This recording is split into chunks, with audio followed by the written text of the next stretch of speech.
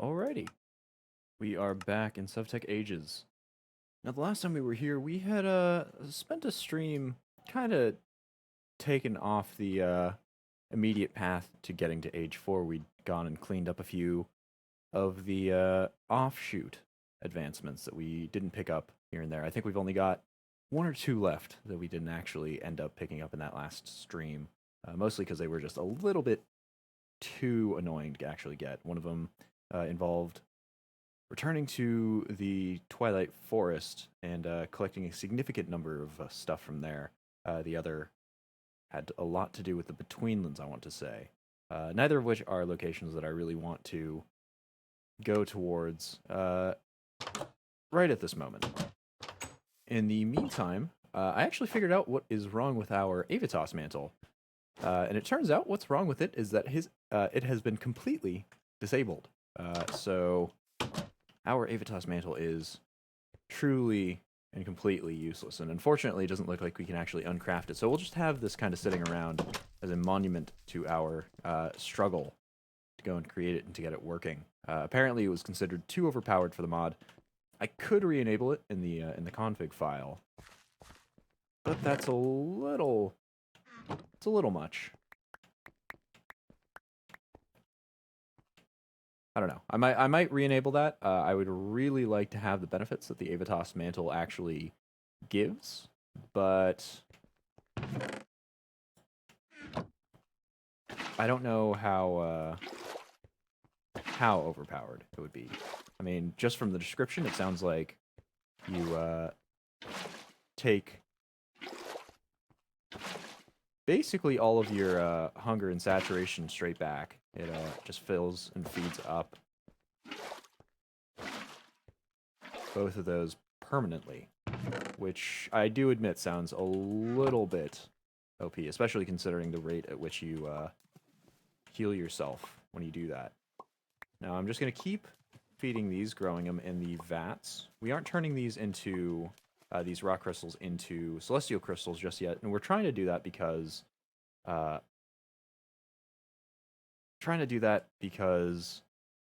we want to see if they'll actually grow.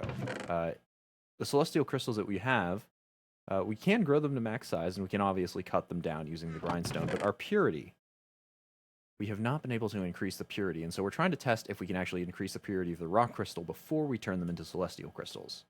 Just so you know, I'm currently watching your Sevtech YouTube videos, and my blood pressure rises to unhealthy levels whenever you say, I believe. Ah, I see. That's, well, I do try to, know certain things, but, there's only so much, you know? I'm still fairly new at this. Speaking of being fairly new at things, this machine right here, the stellar refraction table, completely unused. We have not touched it at all. And that is because, let's go, whoops, not grab this, grab our astral tome out. We actually need a few things here to get it to go and function. We do need some parchment, so we will have to go and make some of that. And then we've also got to make this infused glass. Now, I think technically that these colored lenses don't actually affect what the lenses become. Every time I say I believe now, I'll be thinking of you. Just never. I'm very, very aware of how much I say that. But I believe that the colored lens color in the actual crafting process doesn't affect the infused glass. What the infused glass will eventually do, which you can kind of see here, is turn into whatever constellation or collection of constellations or duplicate constellations. It'll essentially etch that on once we slip the parchment in there and identify the constellations that we want to put in. And that will get etched onto the infused glass, hence the reason why the actual colored lens doesn't matter. And we'll be able to use that a certain number of times, and maybe if we enchant it, it'll actually do a little better on lasting longer, especially if we enchant it with something like mending, where we'll effectively be able to use it infinitely. If we can actually get it to mend, we'll see if that actually is a property. But what happens when you eventually do that is once you have a piece of parchment in here, in one of these two slots, and a one of the, I guess I already forgot the name, one of the infused glass and the other slot, constellations will start to appear. And I think they'll actually show which constellations in the sky are most prominent and least prominent. We should be missing 4. I believe we have access to most of them, but the 4 faintest constellations we don't actually have access to because we still do need to build an observatory. Our current telescope won't be able to show us the constellations at all. And it looks like none of them are in the sky at the moment. We don't have any blank pages. But none of the faint constellations will show up on that. So we'll need to construct an observatory if we want that to improve. Now I'm going to check our rock crystals here. We've got a few at max. We've got 3. We got 1 max size at 36, 1 max size at 60, and 1 max size at 67. And I want to see if we can improve those by filling them up. I should really bring a jerry can up here so I don't have to individually bucket out liquid starlight from this.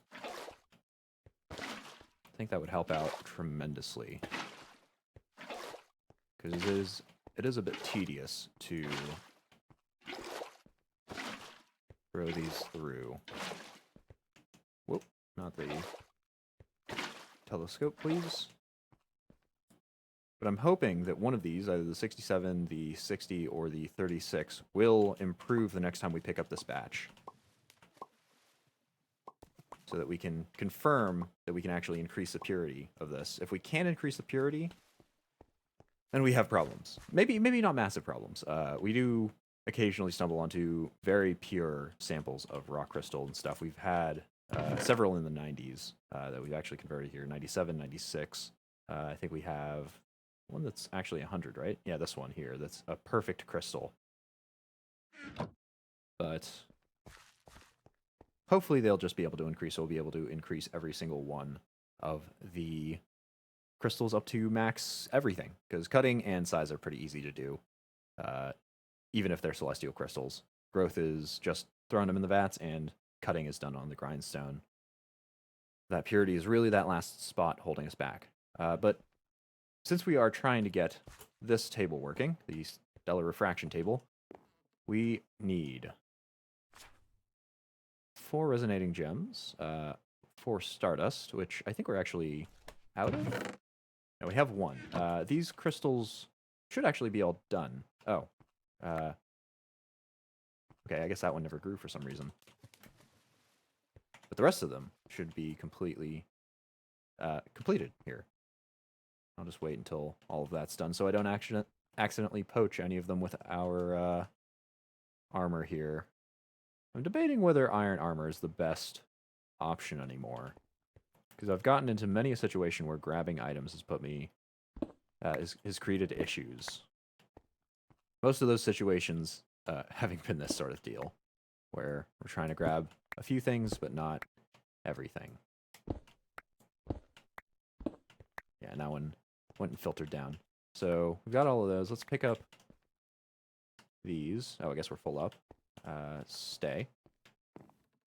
Go and throw our celestial crystals in there. And go grab the rock crystals so we can go see if purity growth is working.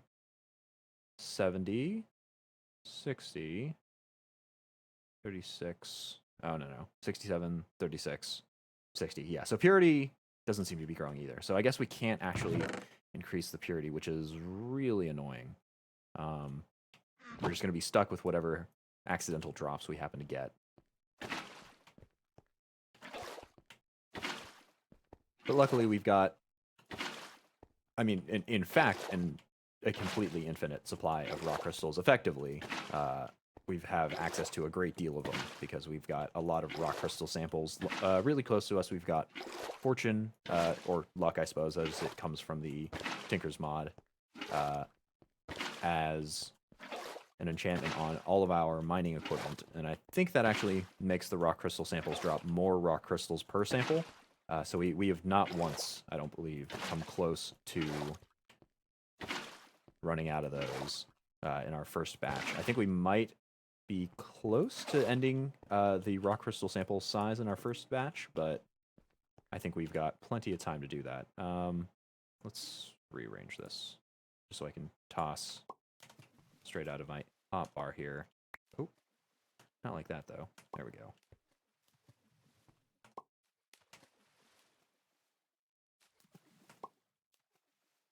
Once we get these all bathed in liquid starlight, so they can start growing into the crystals, we will go and set on making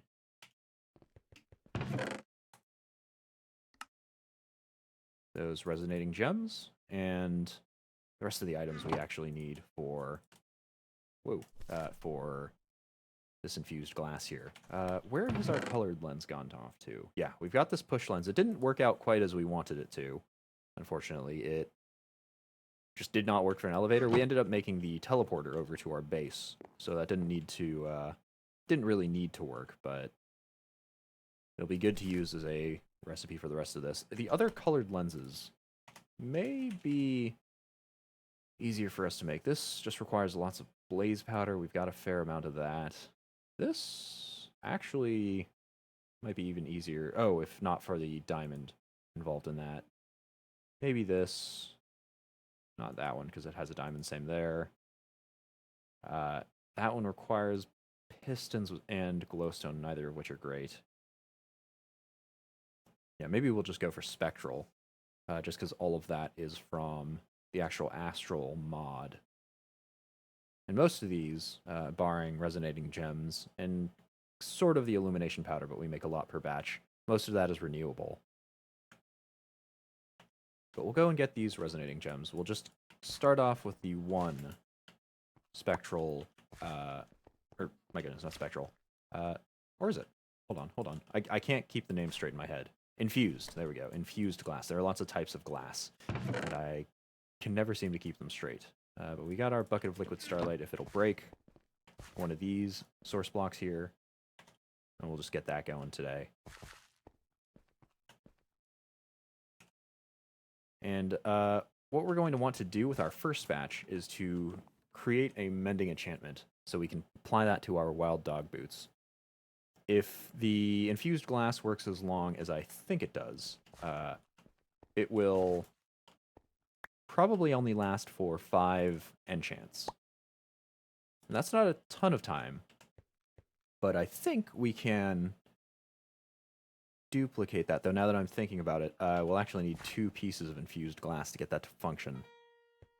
Maybe we'll throw unbreaking or something on there too. I'm not really sure. But you can put in multiple enchantments that you actually select on there.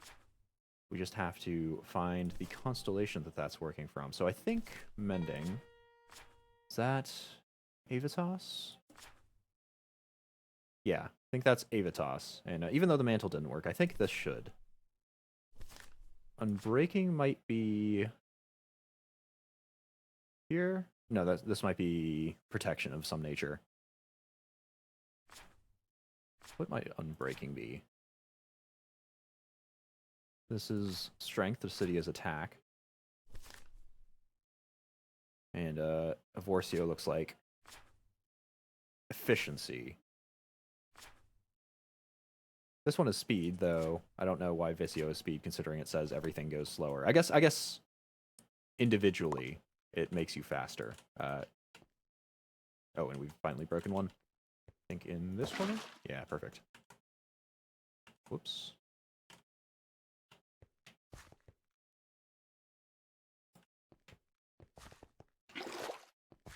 Go and let that work itself out. And we will have our 4 resonating gems for our crafting. Anything break in this cycle? Nah. We are all good. So what else are we missing out here? I think we are missing just 2... Yeah, 2 glass lenses, and then everything else we've actually got the ability to make. And then we'll have our infused glass. So we've got our glass panes in excess here. I think that's still in the Starlight Infusion, right? Yeah, to turn that into a glass lens. So we'll do lots of infusion and just get that single mending pane, single mending lens. Glass lens, glass pane, infused something. I can't even keep it straight. Infused glass, there we go. It's kind of a pain because you are focusing it through. Ooh, did we lose one? Yeah, we did in this corner over here.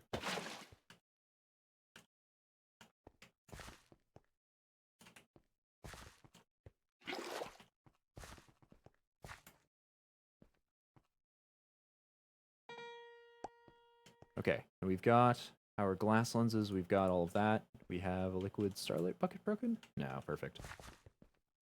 And we can set ourselves up for a craft. I think in here. Or infused glass here, yeah?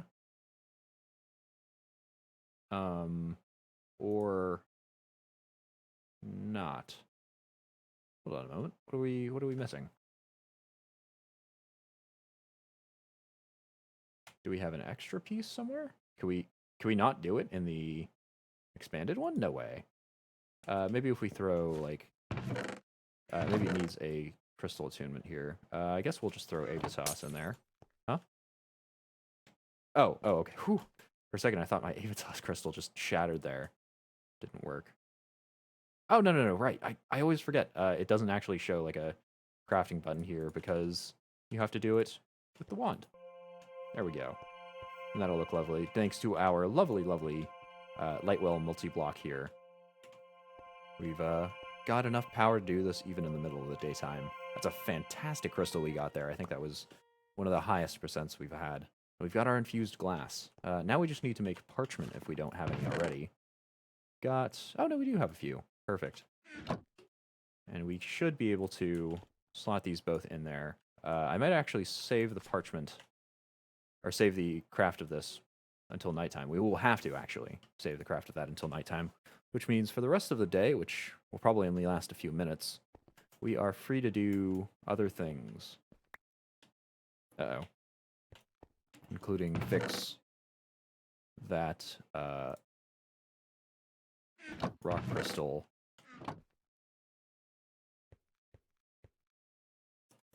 Over here.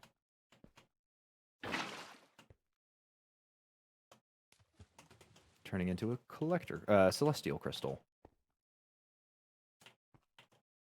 And I think what we'll do in the rest of the day is just make a jerry can, so we don't have to run back and forth with buckets here. And that just requires iron plates, and we've already got those buckets. So we can go do that pretty fast. We'll come back, ease our life a little bit. Oh god, turn. Okay. Don't want to crash into the side of the building there. We'll take face smacking damage, I'll call it. Do we have any iron plates left over? Doesn't look like it.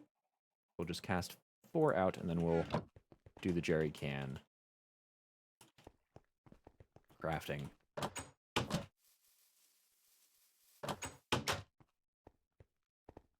So let's grab our buckets. Oh, that's actually going to be all of our remaining buckets. To craft ourselves another jerry can.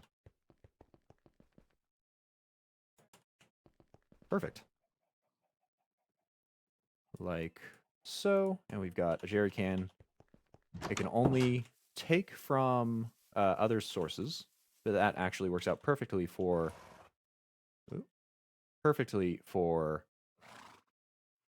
our starlight buckets of liquid starlight, because those can only come from no.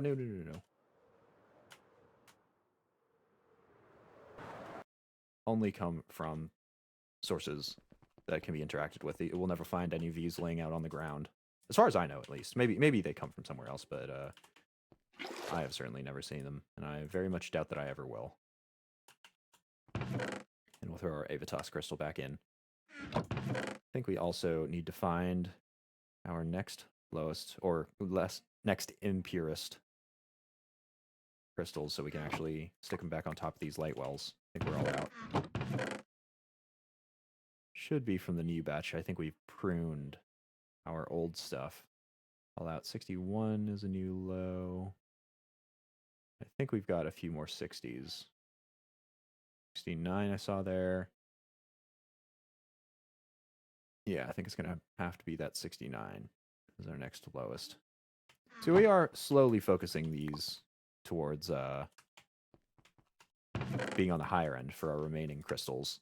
I do wish they organized them by, or you could choose to organize them by certain stat, but since they're kind of hidden stats, it does make sense why they aren't. Those are all done, which means there should be some constellations in the sky. So the way that this works is by... Ooh, I don't actually see... Dang, I don't actually see Avitas in the sky, which is unfortunate. The way that it works is that you essentially drop this onto the parchment, and you can drop up to 3 every constellation you put, I think, above 1. I think 1 is free, but any constellation you put above 1, up to a max of 3, adds to the chance... Wow. Whoa, I did not mean to save a PNG there. Adds to the chance that you will burn the paper to a crisp, that it can't handle the starlight that you're feeding through it, and that the parchment that's on there will actually burn up, and you'll have to put a new one in. And you want to actually try to cross more constellations. So if I have this here, I'd want to cross as many stars, put them in close proximity to other stars as possible. You want about 25%-ish of your stars to overlap between constellations. So say I had this symbol and I wanted to put this there, I could, I think, align it like maybe here, probably here, where you have 1, 2, and if we get really stretched on it, 3 stars overlapping, and that'll increase the effects of both constellations, I want to say. But since I don't want that, we'll just get out of that menu so that it doesn't craft. And we are really just waiting for Avitas to be in the sky, which it doesn't seem to be tonight. Really? That's okay. It looks like 2 of our, or 1 of our faint constellations is in there. But it's not the one we want, so we will ignore it. Now, since we can't do any of that stuff, let's go back into age 3 here. Let's keep progressing on up towards age 4, and that will involve the modular machinery liquid processor. So that is another one of those modular machines. We do have some spare modularium. I want to say that we do. Ooh, ow. Yeah, we got a few plates, a decent number of plates. What does the modular machinery... Was that the liquid processor, I think I said? Yeah, I think it was the liquid processor. What does that recipe look like? So that has 1 machine controller, as does everything. It has 1 input and output. I think both of those are liquid. Yeah, both fluid inputs and outputs. 1 of each, 20 machine casings, and then 1 energy hatch, input hatch. So, all in all, not too bad. Of course, the machine controller is going to be the most annoying thing to create. Do we have spare vacuum tubes? Not enough. So we'll need to make more spare vacuum tubes to make the circuit board, and then the redstone alloy gears, which we have the plates. I think we can actually just recast these into gears pretty quickly just by throwing them in here. Get that set. I'm glad that I had the foresight to go and throw these on. We'll cast those into gears. I think we have a spare low voltage wire coil. Yes, we do. To use for the crafting recipe. And we'll get on making that circuit board after we make more of this. So that copper wire, nickel plate, any sort of glass and redstone. I think we have a spare copper wire. Perfect. We've got the nickel to make plates, right? Yes, perfect. And plate, redstone, and I think all of our glass in here may have already been used up. What? Okay, that was weird for a second. We'll go grab some glass from the house, and that'll make us 3 more vacuum tubes, of which we will need 2 to make the circuit board. So let's go and throw that in to our... Oops. Also, don't forget to cast out those gears to our engineer's workbench. Oh, scratch that. We need to throw this in the machine first. Turn it into a plate. Yeah, everything else here is already set. So all of you make the vacuum tube. I think we had a spare insulated glass, did we not? We did not. We must have used that for something else. We probably used that for the previous machine. Cast out that second gear, and once it's done, we'll swap out the ingot mold. This requires a copper plate. This insulating glass, though, is going to be the most annoying part. That requires iron grit and green dye powder, which I may not have any more of. We'll see here in a second if I have any more of that at our house base. We've just been using our cacti to make that, but the cactus also makes pipe sealing. Yeah, we should definitely start a cactus farm. Green dye. Oh, I totally have green dye powder, though I am very low on it. But let's go grab our copper to turn into a plate. A little low on that, too. Let's see, do I have any copper dust just sitting in here?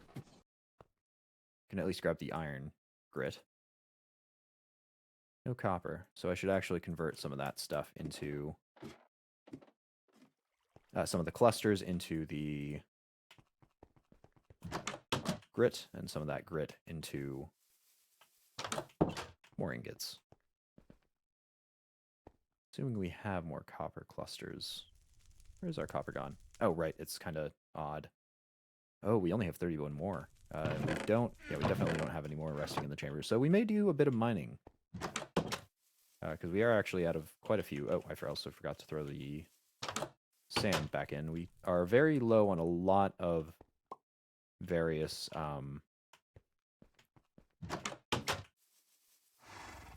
ores.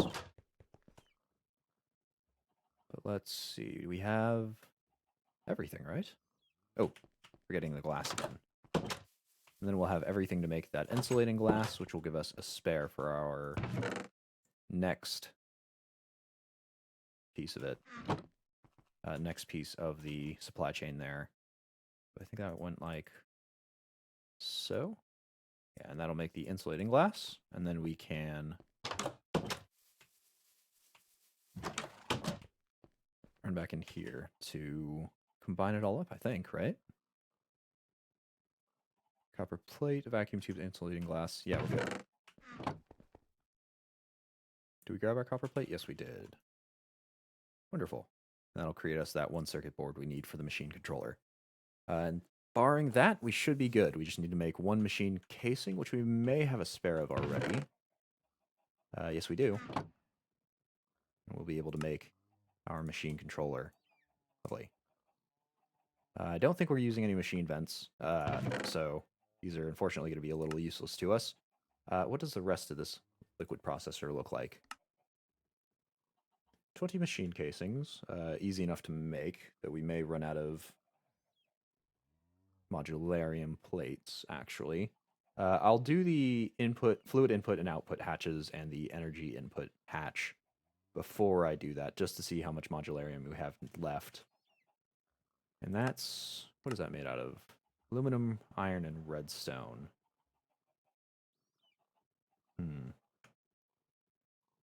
Iron we've got. Redstone we have some of. I may just go... Actually, no. Since we are going to be advancing to Age 4, I don't know how much longer we'll be sticking with modular machinery. I know that it's involved in the next 2 steps, but I don't know if it's omnipresent in Age 4 if we move to something better and faster. So we'll make the modularium as we need it. For now, though... Oh, I should have dropped that off. We need to make this tiny fluid input hatch and output hatch, both of which require hoppers. So that'll be 5, 10 iron plates, plus another, each of these 4 is 4, 4, 5.5. We'll make a few. We'll make a few iron plates. Probably that much, I'll say, should be good. If we have some excess, we can always make more metal barrels or something.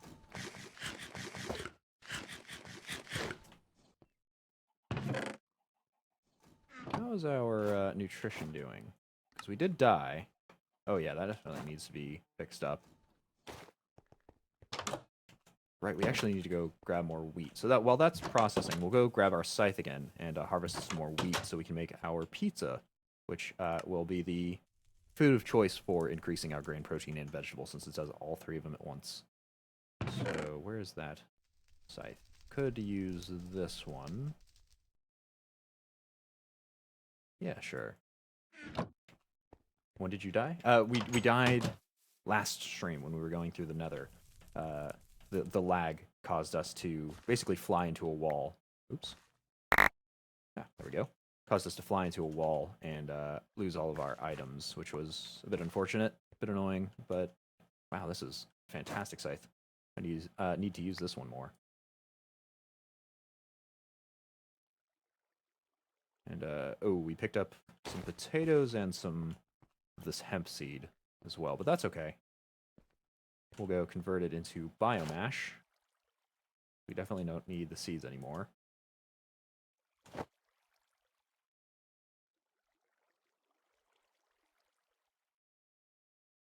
And throw it in our composter here.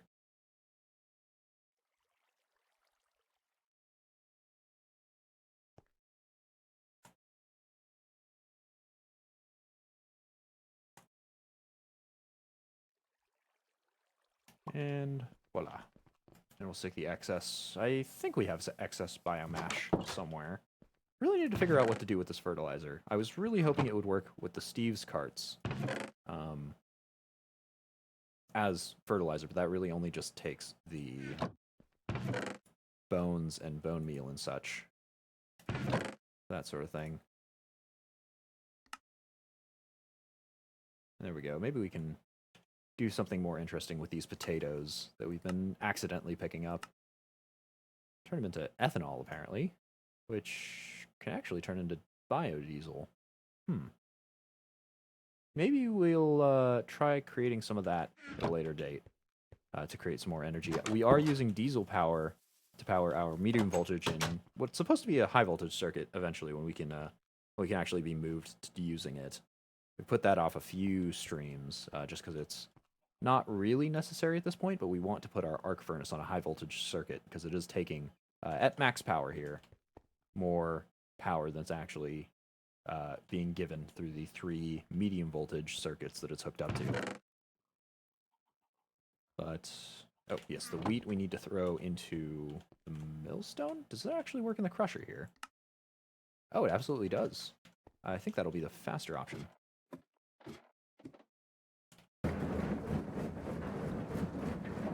Just to give that some limited use. Well, not quite limited. But, all that done, these all need to be thrown back into their pond. How are our plates coming along? Will be 20. Probably should have measured that out a little bit better. We'll have 22. We'll have slabs for all 2 of our metal barrels. And hold on a minute. I think we might have needed those plates. Yeah, we did need those plates. So let's unmake these. Let's uncraft them. In the uncrafting table, let's turn them back into place so we can make our hoppers. I'm going to need to grab 8 bronze ingots to convert into... Oh, no. There we go. 8 bronze ingots.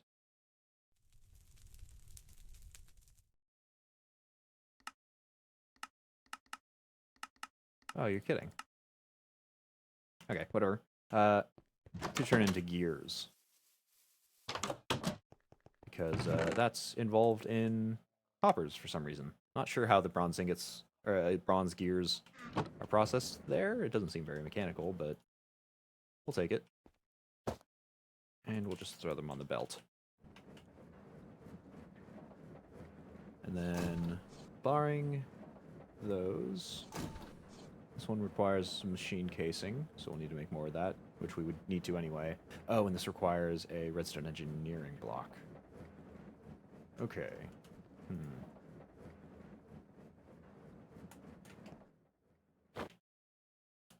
That will actually be moderately annoying. Let's get these hoppers made first. Oh, we're actually too short because we made one of them into the unmakeable unmakeable iron sheet metal. We'll just go plate 2 of them out. We'll get that done. We've got everything barring the chests. That should be easy enough to fix. Our wood storage, I assume, is coming along well. We'll grab the cacti as we run past. Ooh, ow.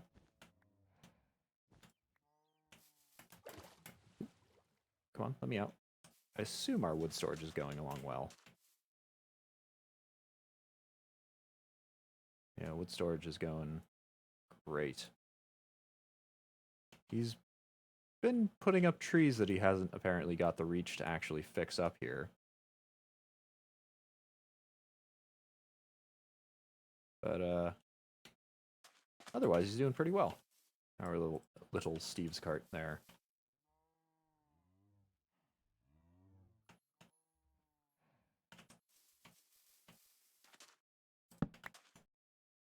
Oh, hold on a moment. We made a chest for those, didn't we? A chest for the sticks. So we'll take this to grab the one he apparently can't do himself.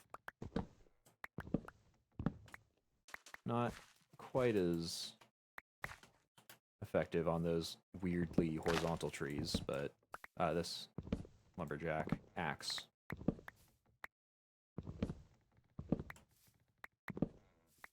Huh. Actually, this is weirdly ineffective. Maybe it's not working because the saplings are actually something that Steve's cart was planting. Maybe that's why it's all weird. But he should be running well. I think he keeps placing a stick on top of there. And apparently this shark wants to get him as well for some reason. We'll go and take care of him. We'll go stick everything back here. We'll make our chests. Eat some apple pie so we don't die here. And slap these. Oh, you know what? Slap these all like that. Yeah, and they'll all disappear. The shark meat goes in there. Cacti in here. I don't think anything unimportant got pulled, and we can throw that garden scythe back. So where is our wood?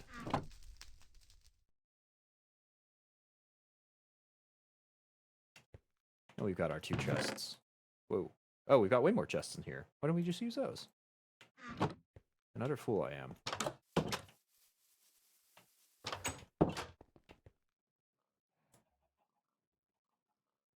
Dang, I almost had it. I had the first diagonal, not the second one, though. We'll go make our 2 hoppers, one of which I think we turned into an upper. Right? Put input, put output. Oh, maybe not. I think I made that exact same mistaken claim last time I tried to do this. Make a machine casing for 1. What else goes here? Ah, bucket. Oh, which we actually don't have. We've used all our buckets. Is that made with plates? Hold on a minute. Oh, right, you can only cast it out. Okay, so let's go cast out some more buckets. I can't believe I ran out. I had so many. We'll make 2 for now. Just so we have 1 spare if we ever need it for anything in the immediate future. I think the input, though, we should be able to make. Yeah. Got all the components for that one. 3, 4. And we've got our fluid input hatch. I suppose we may... So we'll start on the machinery casing. Are we going to have enough here? Need 20. Yeah, enough with barely enough left over to make the rest of this. So we will need more modularium. How's this stuff going? Ready to cast out the iron bucket. And throw that in the recipe.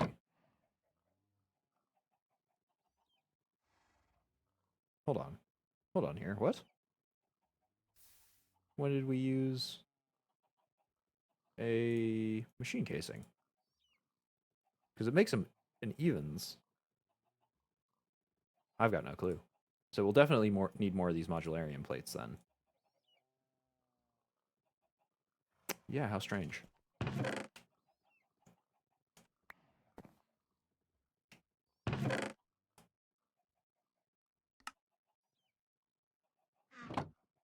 So we'll go grab the redstone, iron, and what was it? Redstone, iron, and aluminum necessary here. And go and alloy those in here.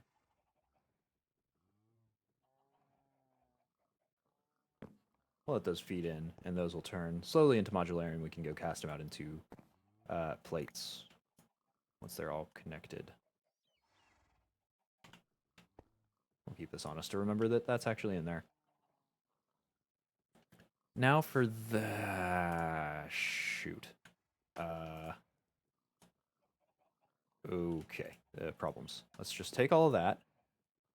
We will start this turning back into ingots.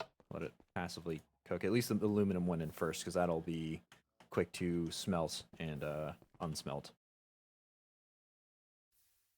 But we've got to go make some more redstone engineering blocks, which requires redstone alloy plates, which... hold on a minute. Don't we have those? We totally have those. Stop. Stop. Yeah, we've got them. So we really don't need any of this. Perfect. I was right the first time. I shouldn't have doubted myself. Aluminum, redstone. Where'd the rest of our aluminum go? Oh, it's probably still in here. Okay, so we'll let those all smelt out in the modularium. We'll take this along with 4 to-be-made iron plates.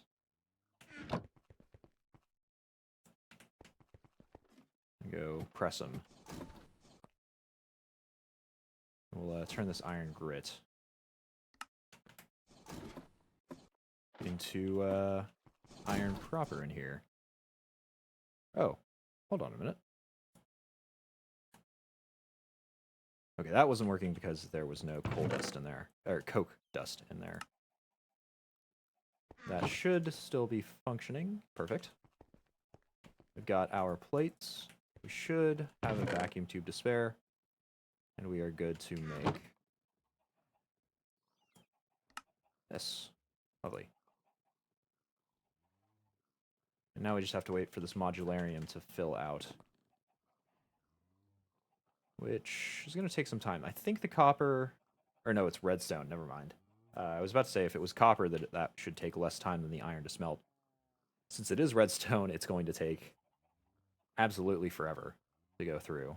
Redstone takes as long as steel, or at least so it feels,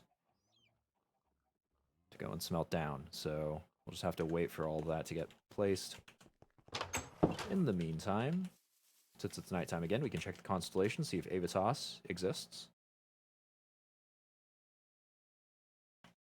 We've got a few more parchment. I'm debating between... I don't think mending levels change anything.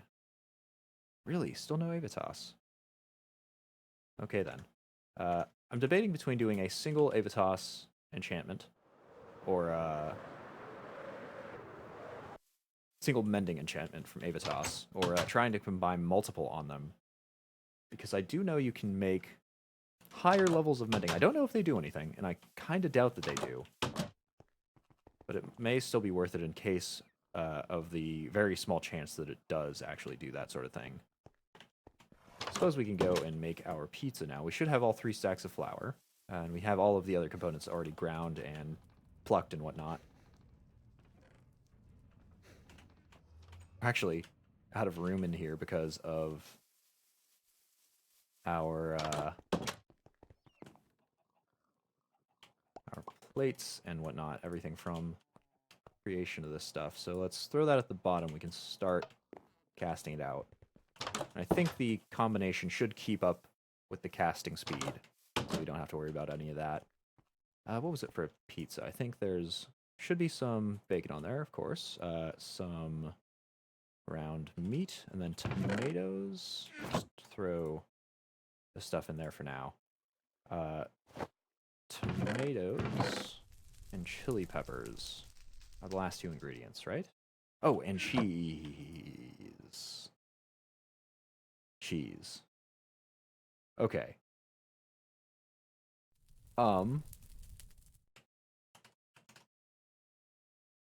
We have to combine milk and eggs with that. Getting milk sucks.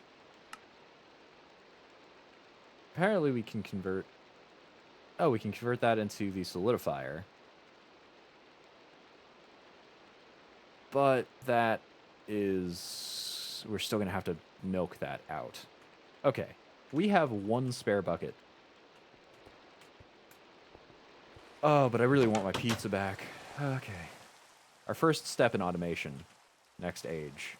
Let's finally get the animal automation set up. We've been sitting on farming this stuff manually for way too long now. We also need to grab a stack of eggs here. We'll actually need 2 full stacks of this stuff, don't we? Oh, man. Okay. Okay. We'll swap all this out. We'll put these in for pizza. Pull this out, because I doubt we'll be done by the time those modularium plates are cast out. Why do we have this excess vacuum tube? I think it might have pulled one from the chest from our inventory when we crafted in that. Yeah, I think it did. Let's go grab those eggs, though. Oh, right, which are all in here now. Lovely. 2 stacks, unfortunately. And start doing cow processing.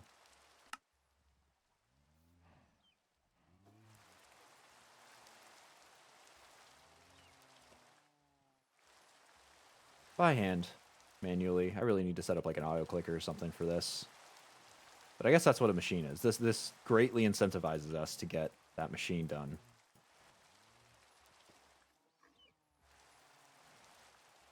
This was a lot easier when we had goodness knows how many buckets, but now that we've used them all up in making jerry cans and fluid input hatches and all that, fluid output hatches, I think, actually, all that sort of deal, it's going to be so much more painful. I'm getting flashbacks to spending my days by the river, slowly making the components to leather, or sticking them on the rack for 2 minutes to dry each time. No. Yes. No. Okay, we'll get a half a stack, then we'll check on the modularium. If the modularium is complete, we're going to do that, because that's way less rigorous than this.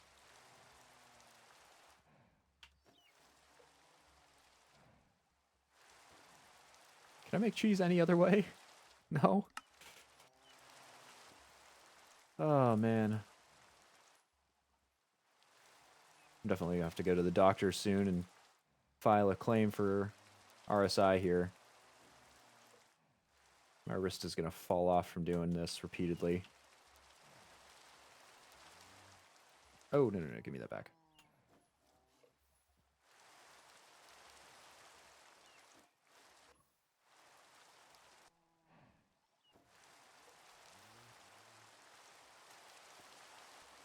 This is why milkmen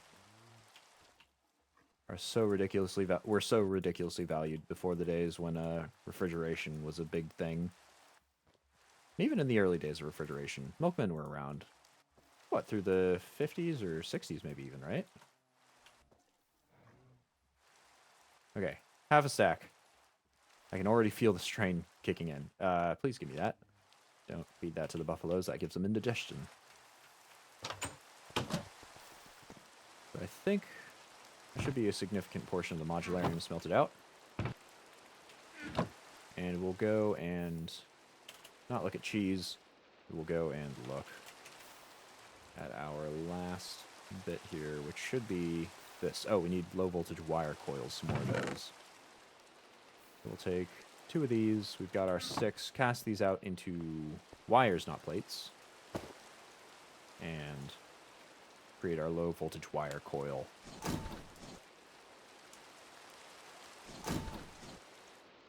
That should be all of them? Yeah, perfect.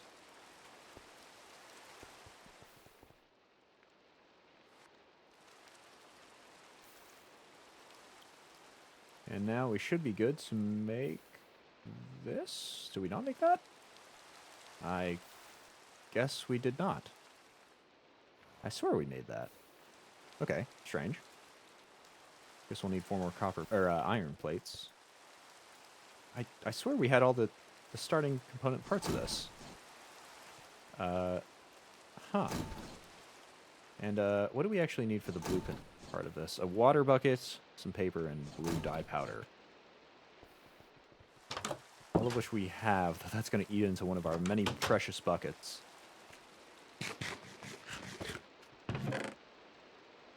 Blue dye powder is up there, so is paper.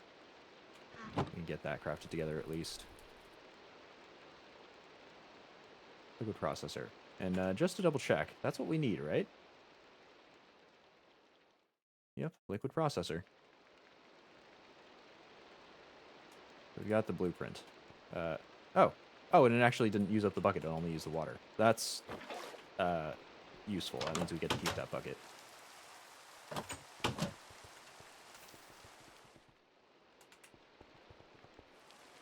But I think this should be the last component.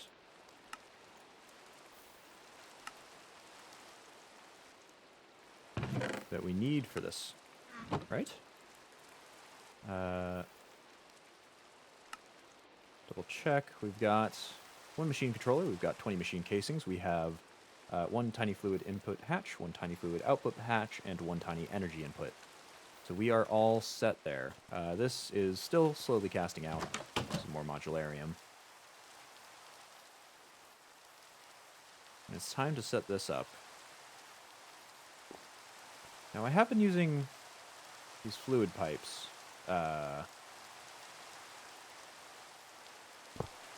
Which are working, I swear, even if they kind of glitch out. Is this not running in? Diesel. Hold on a minute. No, this isn't right. Oh, this isn't right at all. Okay, we'll take that out. Put it back in, that's the fluid input.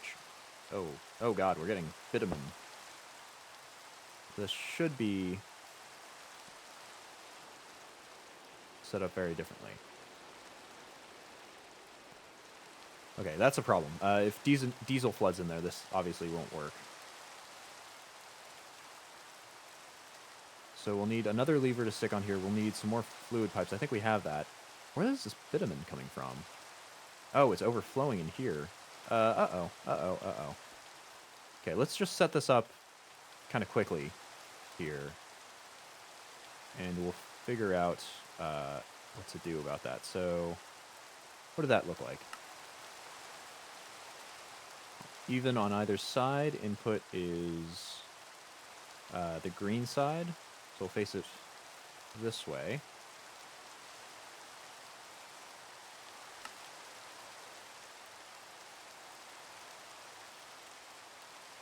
Oh, and it's actually hollow all the way through. Okay, so that's interesting. So we'll just make the bottom structure here.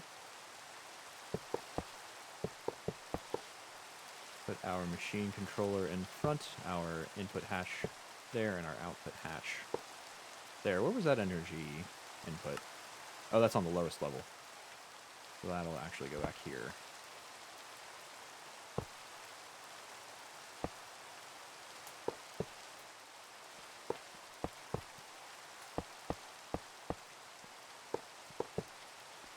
that should turn into liquid processor. Perfect. Possible idea for making cheese go faster could milk the cows with a bucket and put milk into one of those clear liquid bucket things and use a jerry can to grab liquid. Ah, yeah, you are correct there. That would be way better. I guess I would still have to milk individually, but at least I wouldn't have to go into my inventory, do everything like that. We need to solve this bitumen crisis. This is already filled up. And it's pumping out bitumen into the open air. I'm just going to shove this in our backpack for now. Oh no, I already had a redstone engineering block from somewhere. Okay. Well, that's annoying. If not a massive issue. This bitumen is really filling up. The only thing we currently have use for is concrete or asphalt. No, both of these are the same, actually, just different amounts. For this asphalt concrete. I might actually pave our whole area here. But to do that, I need to keep this all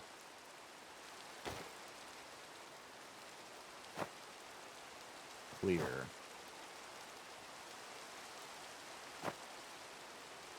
Okay, there we go. We'll take this. For now, we're just going to discard it, I think. We've got way more than we need. We'll throw this into the void chest and just void it all out.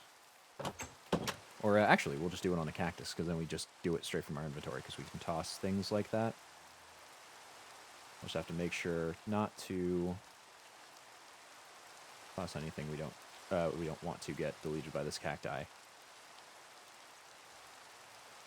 There we go. Okay, so for the fluid processor, we need those fluid pipes to connect up the naphtha. Do we have an extra lever just sitting in here? We do. Do we have extra fluid pipes? We also do there. Perfect. So I was hoping that it would separate out naphtha just from that original pipe, but that was not the case. That's not what happened at all. That way we've got that pouring in, and once we put the lever here and turn that on, this should pour out naphtha. Perfect.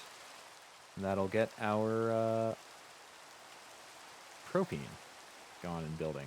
And now we have to hook this up with more of these fluid pipes, if we can get them to behave. Find or make another lever, and pour it into here to make melted plastic, I think, or something plastic. Molten plastic, there we go.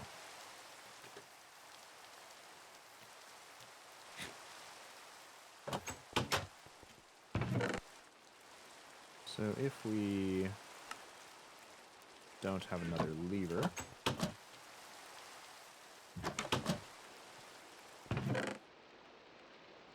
yeah, we do not. Let's go quickly make one up.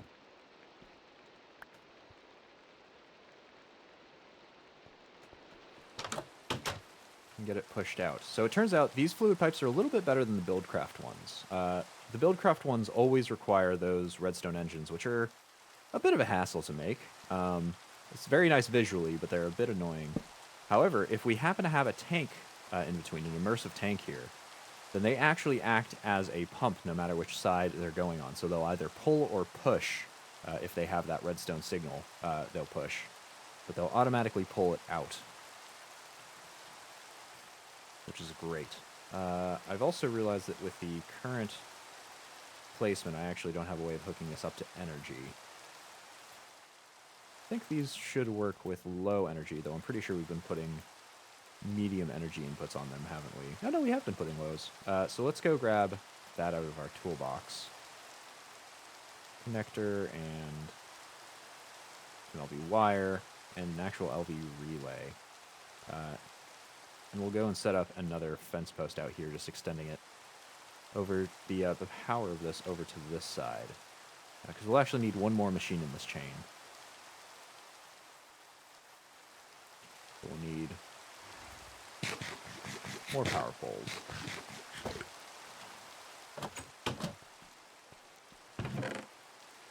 Where fences. We've got a few left.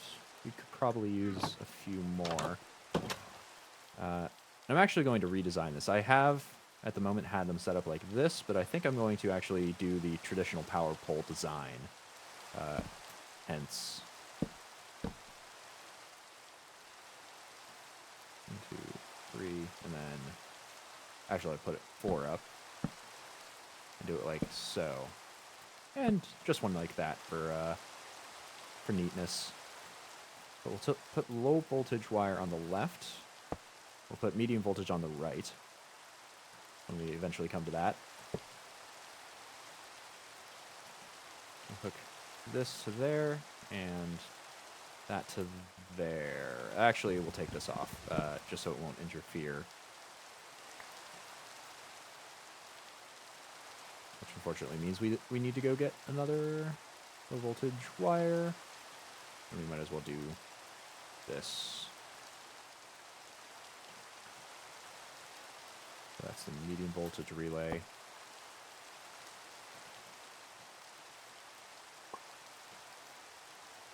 Oh, all of this is going to be broken eventually. But let's just make sure that everything's working first. So now that this is hooked up to power, it should be processing this through to turn it into the propene into plastic. Hey, there we go. And we get a bucket of that to go and get the achievement. I'll throw it right back in because we don't want to keep that in our inventory. Now let's do a short reconstruction here. Ooh, which we may end up using all of our frames for. 1, 2, 3, 4, yeah.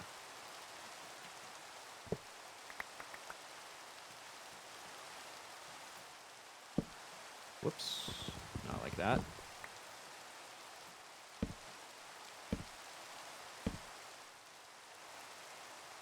So low voltage goes on the left. Maybe, actually, instead of doing this, let's change all this out. Why don't we just stick it like that? There we go. Doesn't look too bad. That'll save us on the fencing. We'll just have to raise it 1 up. Medium voltage on the right, lower voltage on the left. And rehook everything up here. Using the fence post luckily means that we should be able to route all of these past, even if by the slightest margins. And we'll just do the whole batch.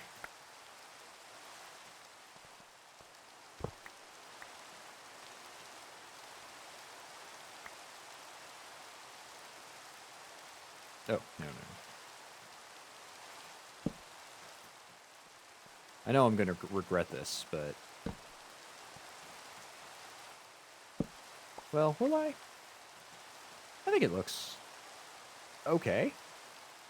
It's not the most accurate, but it does do alright. Medium voltage going here on the right. And on the right. That way we'll always be able to actually identify which way power is coming through. Which way it's feeding from. Or at least that it's supposed to be feeding from.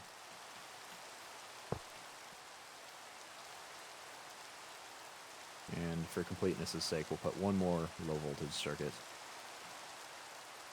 on this pole, even though we aren't really using it over here. And let's hook up everything again. Medium voltage, medium voltage, medium voltage, and medium voltage, as well as to here. There we go.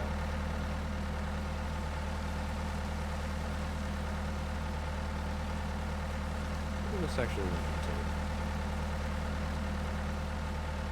Okay, there we go. Now it should be set.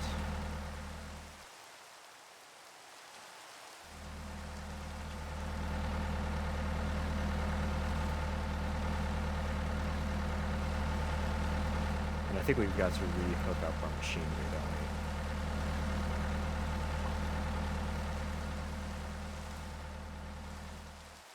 we? Be perfect. Almost as if we planned it. This rain is a real annoyance. I think that should be all of these hooked up, right? Got the generator, we got the pump jack, our chemical processor. I think this should be this whole section hooked up. Why do we have extra medium voltage coils then? Oh, because these aren't hooked up.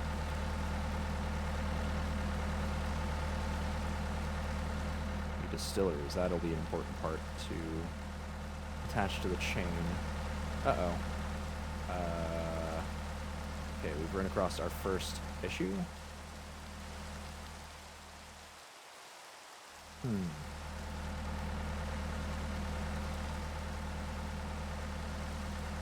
Let's move this then. Oh, thank goodness, the rain finally went away. So if we move this, like, here-ish, that should fix the problem.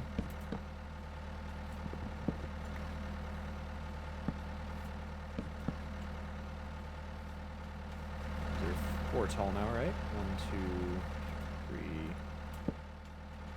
4. And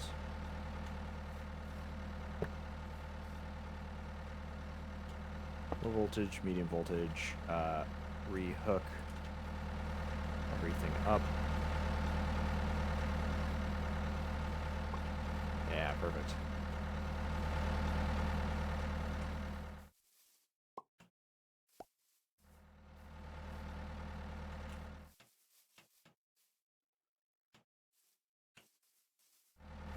Is that everything good set up? As this quietly deafens me.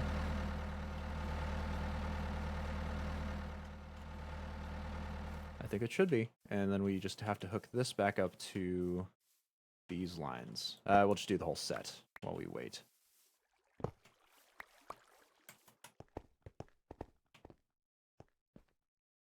And so this can actually be fixed as well then.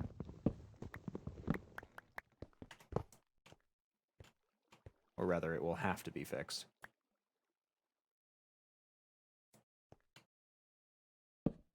Nope.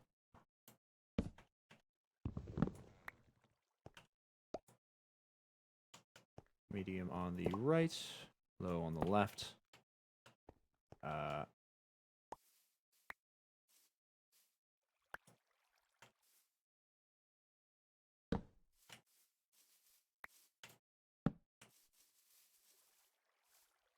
All that done.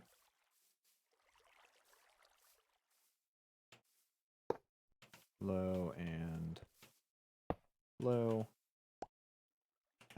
Medium and medium. Huh? Oh. Place it on the flower. Alright, then we can hook this all up. Oh, conveniently that was exactly what we needed. So medium to the new medium. Oh, you're kidding. Dang. Okay, let's move this out then.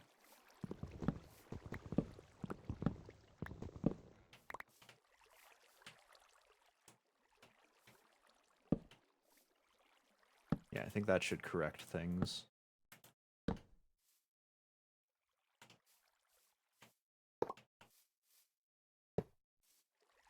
Suppose we should first check that the connection up here works.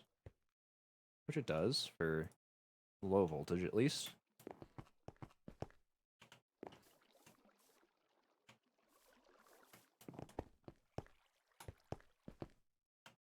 Yeah, and does for the medium too. Perfect.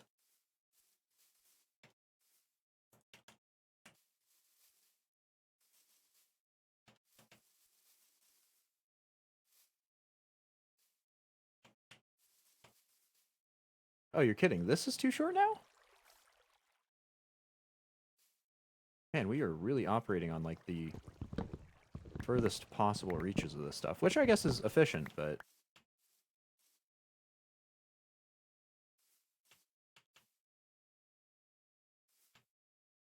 So what, say here?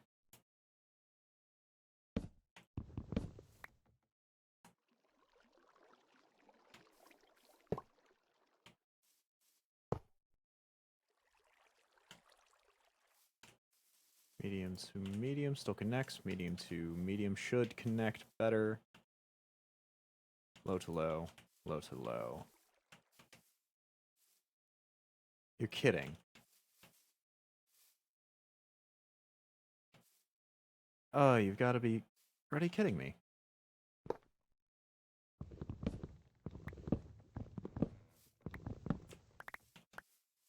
Okay, at least we've got this relay now. So this one we can move a little bit more freely. Right? Surely we can. Maybe we'll just move it horizontally.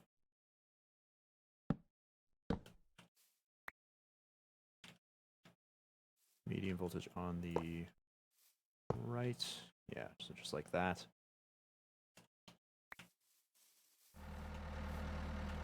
Yeah, I really got to throw some soundproofing over there.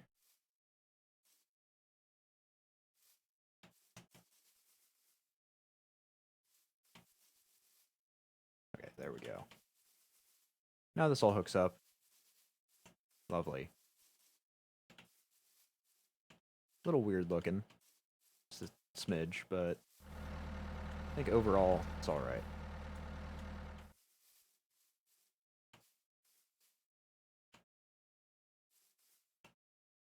Okay. Yeah, that's all hooked up now, except for a top here. So medium to... Whoa, what the... Oh, I see, I was using my Visio mantle. Medium to medium. Low to low. And we have extras. Why do we have extras? This is all hooked up. These pump jacks and everything still hooked up. Same with the chemical mixer. Why are you spare? Did we remove some points in the chain?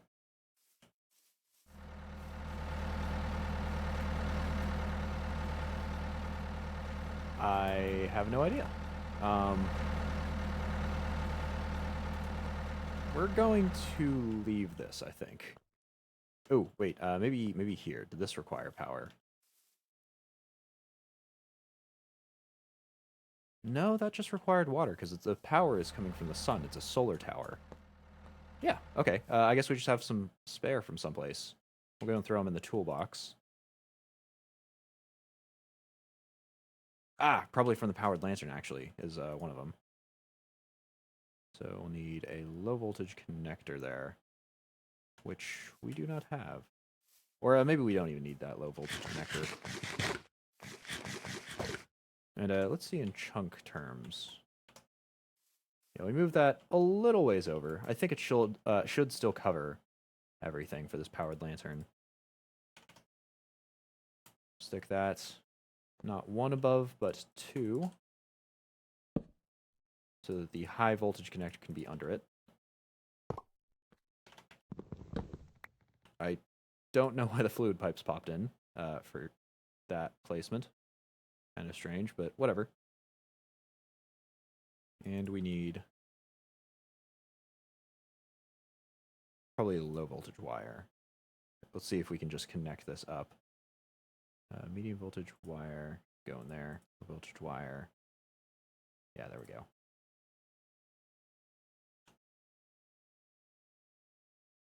And that'll keep it all powered.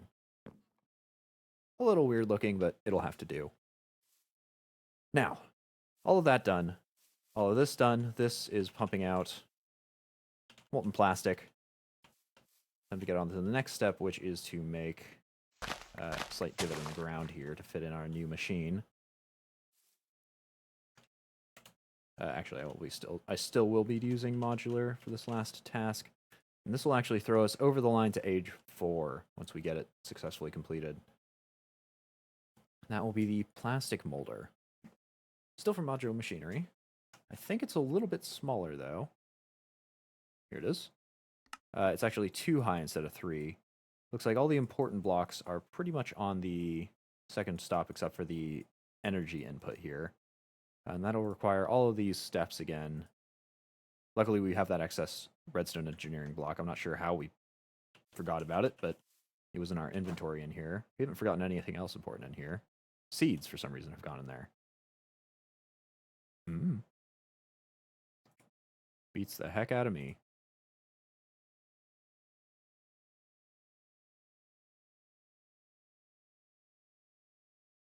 Okay. Think we're good. We'll just scooch everything around so it's nicely organized. And we'll throw the cheese in there. I think we will still do that idea of putting a tank down to hold the milk in en masse and then using the jerry can. But let's go clear out our inventory.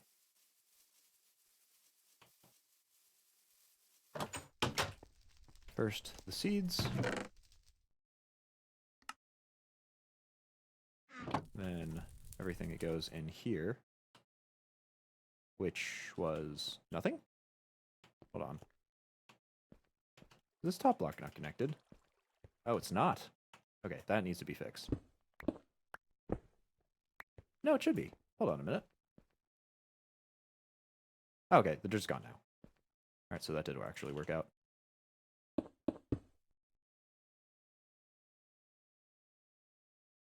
And we can put the fences back in there. We'll probably make more power poles at a later date. Or something using this. And we can always make more. Wood pipes. Plant fibers can go back. And then worms can be placed in our water trap here. Oh, not our shovel, please, though.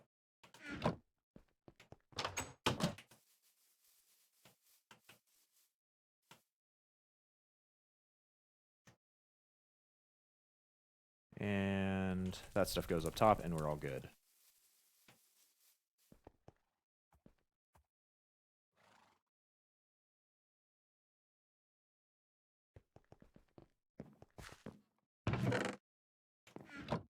This stuff is coming along nicely. I think that's all actually done, but I don't really want to deal with that at the moment. Rather stick on that plastic mixer. Get to age 4. Then we can make more pizza.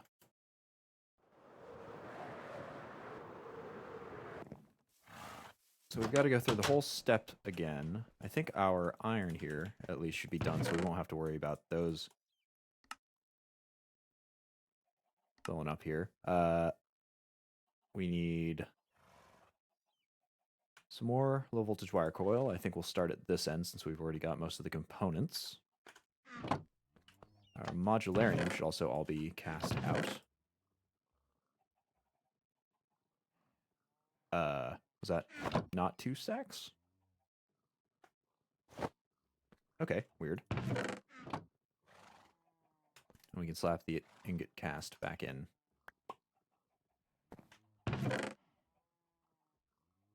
So let's grab 2 more of these, turn them back into wire. What else do we need for that? Nothing. Nothing. We've actually got everything else there. I think you grabbed a few plates for something when it was smelting out. Ah, okay.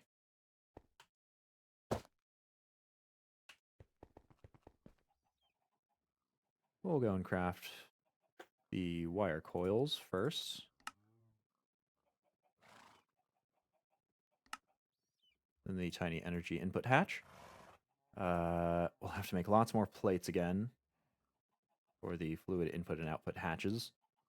And another circuit board. Unfortunately, we used up that extra vacuum tube, didn't we?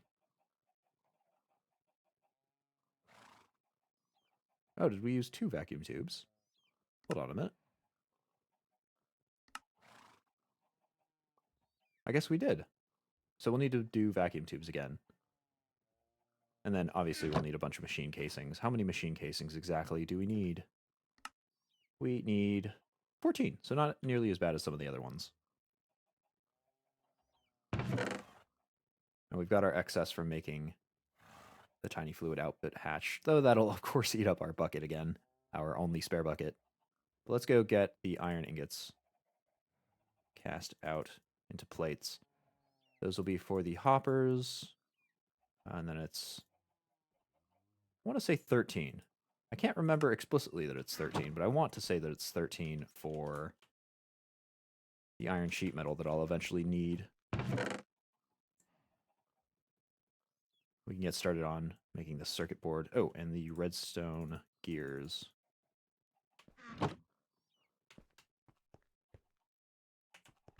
And while we still have this bucket, let's go refill our tank as well. Sorry, how do we use this? Can we only put in and not out? Oh, that would be annoying. Okay, we might need to make another basin here. What is that made with? Oh, just seared brick. Yeah, we've got plenty extra for this explicit purpose. I think we actually planned on making a few. Because we need to complete the chain on the outside. There's 2. I think we need one more faucet, right? Yeah, we don't have a faucet there already. We'll go put a casting basin down here. Oh, and we'll need another faucet. A faucet out. Sorry, does this not work? That is a drain, right?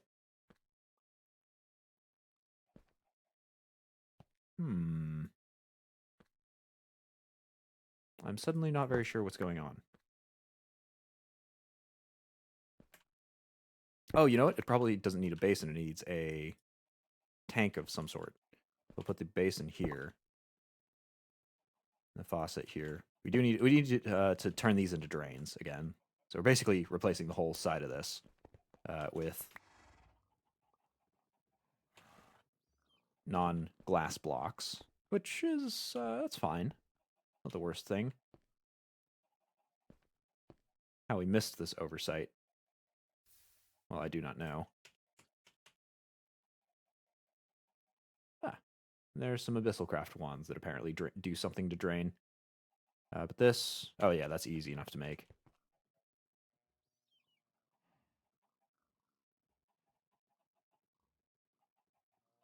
There's 3 to replace these once we have our redstone out. Lovely.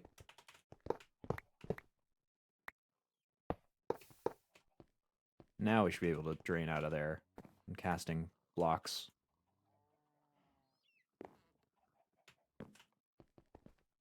As for this, this casting basin, we don't really need. Yeah, we really don't need it at all.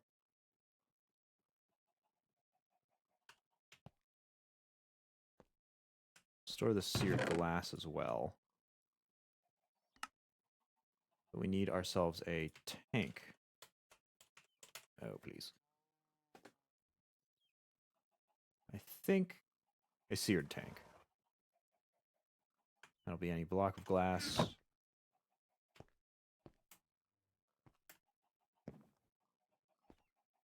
Yeah, so let's actually do some glass now. We can see how fast we cast out once all of our basins are engaged.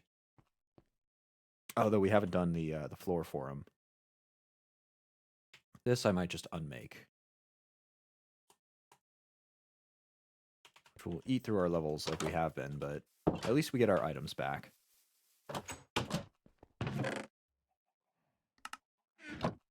And if we really want to, I suppose we could put iron on this, or iron? I think it's copper that gives XP, extra XP on our broadsword. I think everything else is just about full up on enchantments and whatnot, but presumably we can stick copper on here. Oh, and we should check the night sky for Avitas. We can finally do that parchment stuff. I think we'll just stick with the 1, just to make sure that we don't accidentally burn up our paper. Ah, Avitas, perfect. Let's do that. And that's good. Avitas. How do we How do we finish this? Oh. Okay, well, that's what happens if the parchment burns away. There's a first-hand example. How does one pull it out of here, though? What? Okay, I gotta read through this.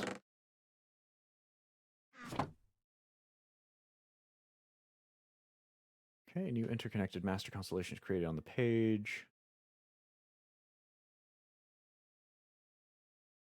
Oh, I see. You actually have to have 3 constellations on here. So I guess we're just going to be maxing out Avitas. Scratch that. Do we have... Oh, that makes it a problem. Okay, if we want to put 3 on there, since I'm thinking of using this for our armor, we'll probably want to get protection or something on there, which will probably be Armara. In fact, I'm almost entirely sure that that's Armara. Yeah, so that's protection. And we'll need 1 more. We could duplicate Armara, but I think...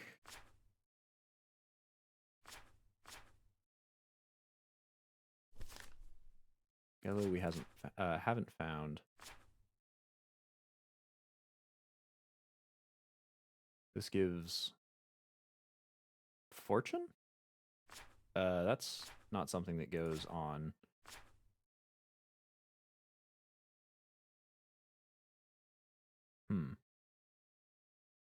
On armor. This has no detailed information that I can understand.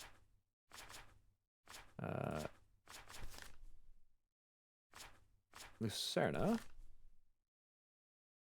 gives night vision, it looks like. Lotrio does something we don't know.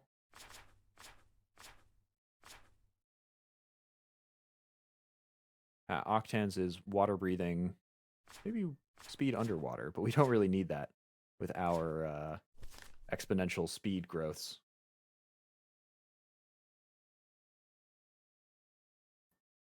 This has something to do with setting things on fire, which I don't really want. Horologium, we don't know about yet. Hold on a minute. I thought we did find out what that was. Interesting.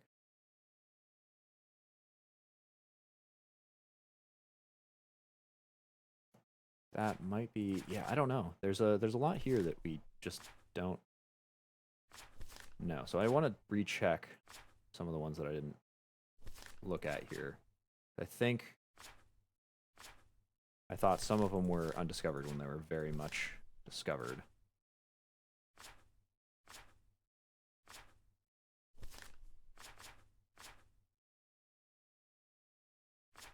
Yeah, I guess we'll just double up on Armara for when we actually craft that. We'll want to do it in a night where both Armara and Avitas are in the sky together. That way we'll be able to go and imbue them both on there.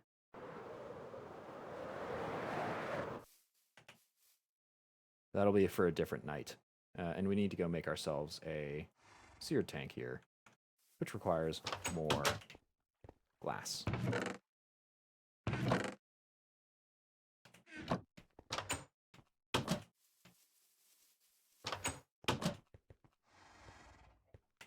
That'll be this glass surrounded by seared brick. Make a tank, and now we should be able to pour out of this with the faucet that we forgot to make.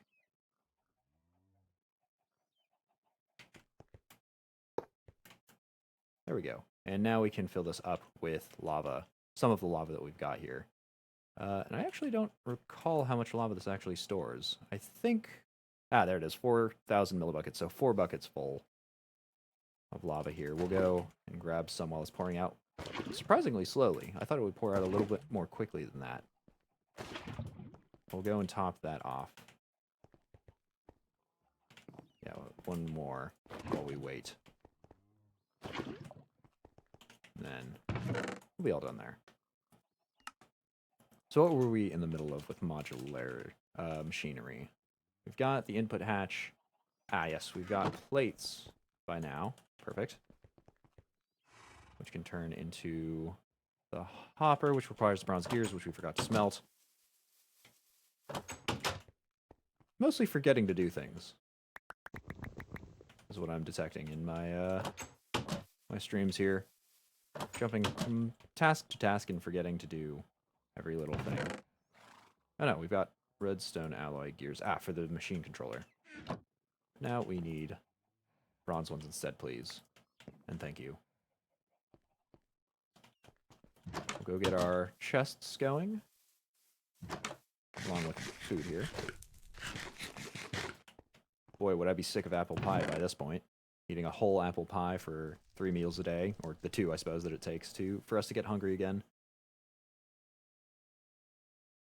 Chests. We'll use the ones we already have.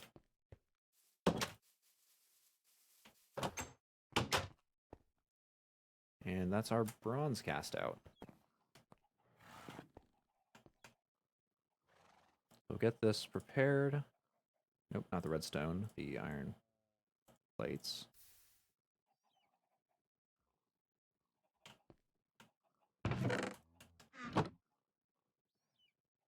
That's one hopper. And, oh, there's actually both of the ones we need. So we're totally good there.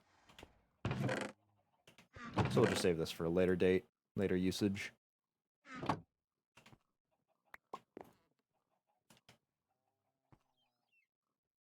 So the first one we should be able to do here is our fluid output. And that'll take our spare machine cube casing that we just had left over.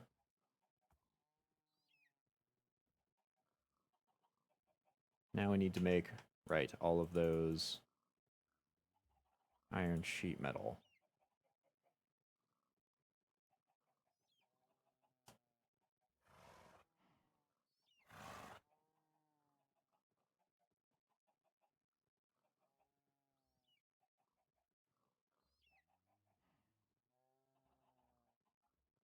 There we go. To make the 2 metal barrels that'll be involved in this process.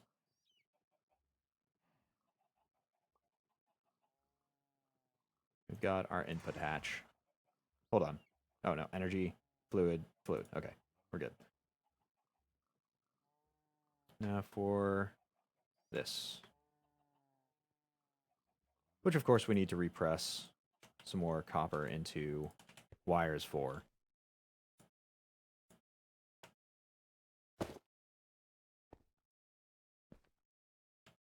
One and 2.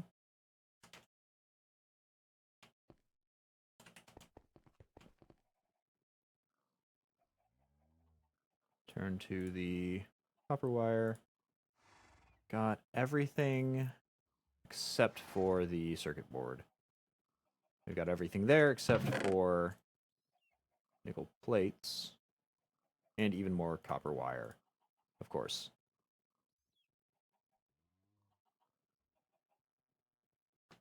Whoops, wrong one. Glass, we can go grab, yeah. Let's just go press our plate down, press our wire down for, and fetch the glass from home.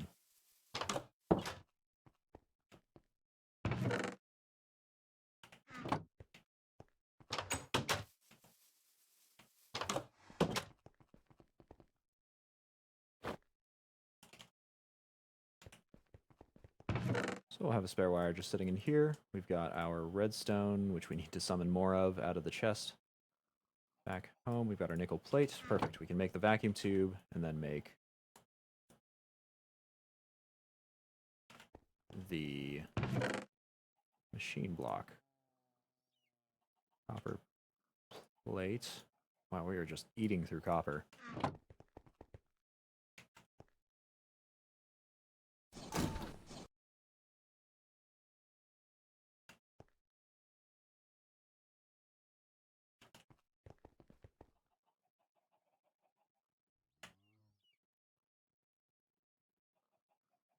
And then we just need those machine casings.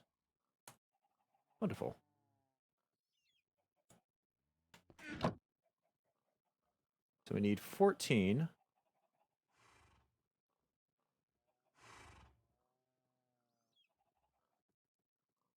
And then one more for the actual crafting recipe of this thing. Perfect. And that should be all that we need. So let's go make this thing. I think it's an entirely solid structure. It's plastic molder. Yep, full on the top and bottom.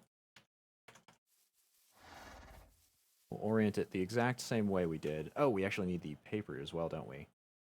So that's 2 paper and some blue dye. I think we just used the last of our blue dye, though. Which is a wee bit unfortunate. I think this should give us blue dye. This gives us nothing. Okay. We can grind some lapis if it comes really down to it. We've got plenty of that. Yeah, definitely no more blue dye in here. We'll grab our paper. See if we have any more flowers around the way that turn into blue dye. That'll probably make cyan.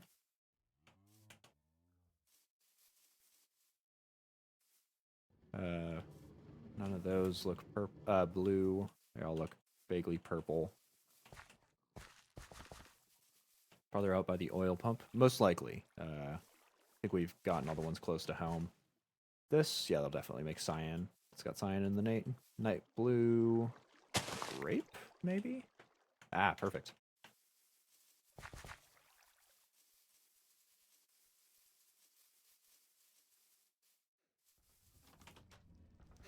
Let's just grind this up.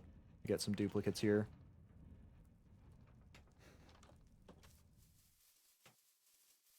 And we should be good once this is all done to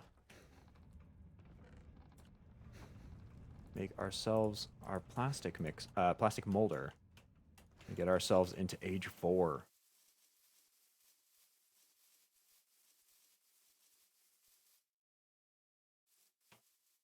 So I might hold off on that. I might not overcomplexify things. I might get a few things done before we get to that point. I think I want to scooch it a little further away here. In fact, I might just tear this whole area down. Just a smidge.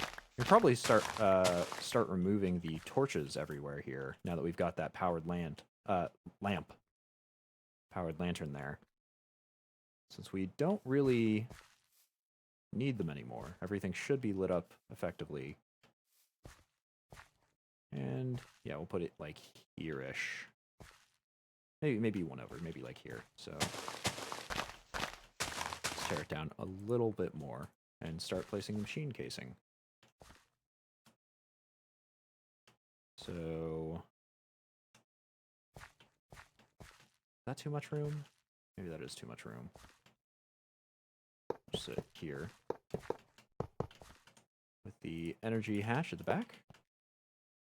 The fluid, oh, what was that? Input or output on the right? Input on the right. So output goes on the left. Machine block on front.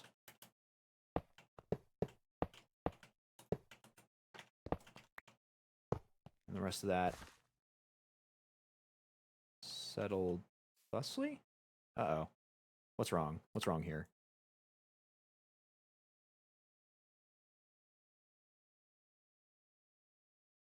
Uh-oh. So that's actually an item output here, not a fluid output. So what is an item output? That is what has the upper.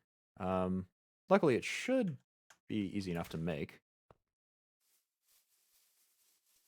We'll just have this extra fluid output for whenever we need it for anything. Because I think we've actually got all the components for another hopper here. We made one in excess, so I guess that works out in our favor. That'll be an upper, which, there it is. Went in here, and make the small item output, place it in. Can you undo the fluid output? I could, and I might if we don't actually use it for anything else, but There. Yeah, there we go. That should pump it in. We can use fluid pipes. I think we'll have to use Buildcraft pipes because we're not pumping. Well, are we going to use liquid plastic for anything? Maybe in the next era. Liquid.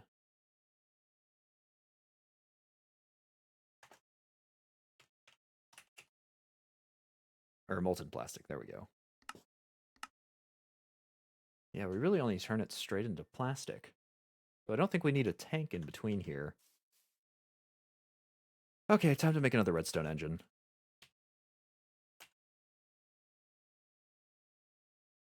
Steel gear, piston. Yeah, not a whole lot.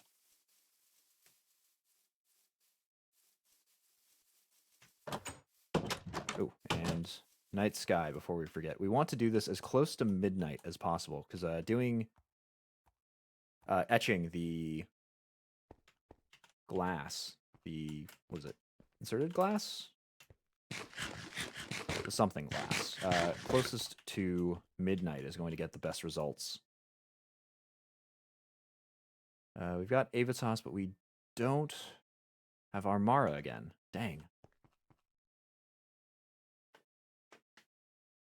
You can just make a tank so you don't have to make a redstone engine. Yeah, but that just requires the giant space of an immersive tank, because the immersive tanks are the only ones that actually consider the pipes consider a pump, an automatic pump. So it's a bit annoying. We have to do that. We've got all of that. How did we make that and have an extra? Oh, right, because we made 2 blue dye powder.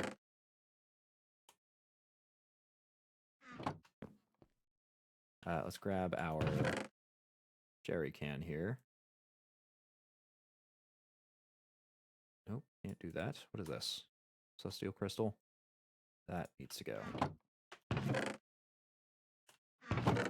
Especially since it's not a very good one.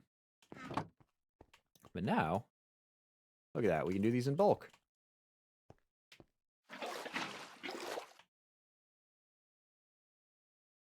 With all of them full. Oh no, we need a... Oh no, we have our Stardust. Okay, we're good. Totally good here.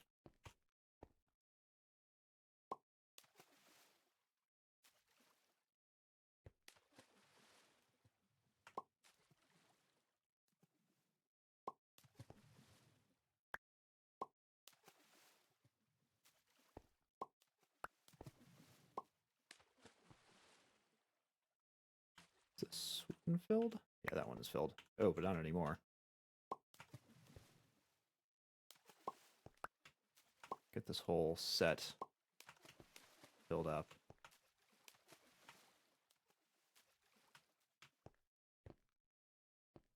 Grow the rock crystals first so you can increase their purity. We've already confirmed that we can't actually increase the purity like that. We tried with a few of them. We got them up to max. Just did not work. So we're kind of just stuck at whatever purities we've been getting. That said, we haven't really needed massively pure crystals yet. This one should be done. Yeah, there it is. So we are totally good to ignore the purities completely now. You know what? I'm going to take this bucket of liquid starlight with me. So we need the bucket more than the actual liquid starlight. We've got our jerry can up here, so we don't need anything else. And that should be that process all done.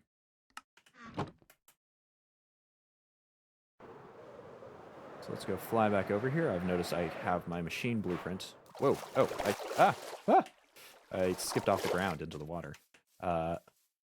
We need to insert that machine blueprint. There we go, so that the machine knows it's a plastic molder.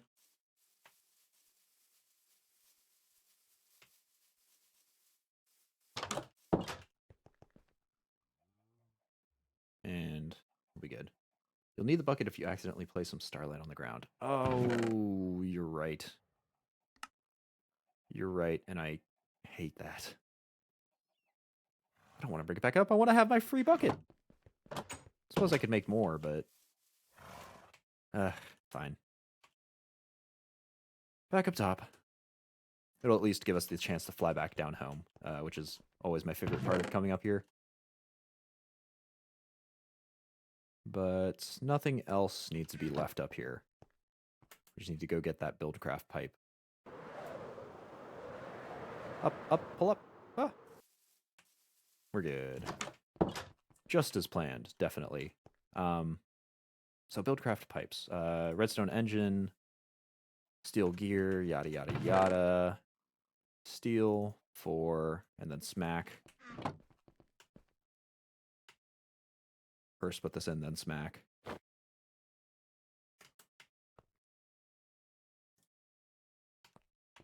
Drop off the blue dye and all that rest of the rest of that stuff. Blue dye. These. There we go. And I guess stick this totem torch up there.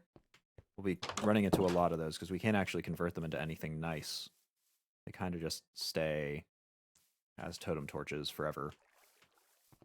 As far as I've seen anyway. Maybe you can convert them into something nicer when ages move on, or wrong one.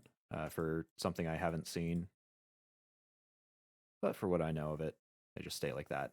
So we need a piston, some redstone planks, and glass. We'll grab our 2 glass. Do we have spare siding? We've got 1, which means we only need to craft 1 of these. Cobblestone we've got in there. Redstone I'll actually bring some more back of. Maybe cobblestone too, now that I think about it. We may be running low in that chest. Get the siding cut before we go in there, though.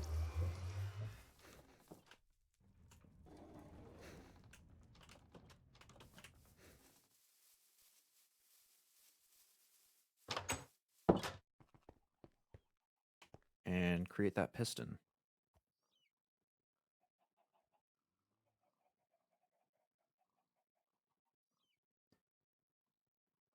And the redstone's actually on the bottom. Where is our extra iron plate? There it is. Perfect. We can just craft that all together. Lovely. So we've got the redstone engine. We need more pipes. We've already got wooden fluid pipes. Maybe we can just connect it up to the stone transport pipe. I think it's only 2 across. Oh, and a lever, which I bet we can't make with treated wood sticks. Yeah, I'm totally right.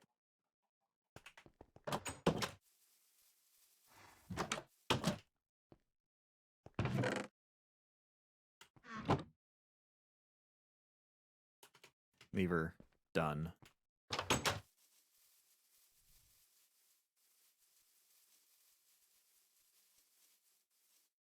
Oh, it's 3 across. Okay. I think, yeah, that's just an item pipe too, so I need to seal it anyway. We will grab another one of these. We will need 2 cacti that will eventually become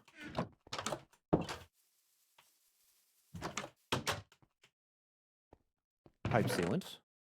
Unless we have spare pipe sealant? Nah, I didn't think so.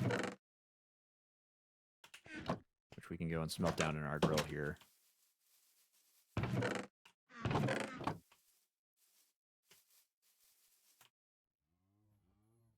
Let's go check how our Steve's cart is doing. I'll get out of his way so it doesn't accidentally stab us on the way past. As one does.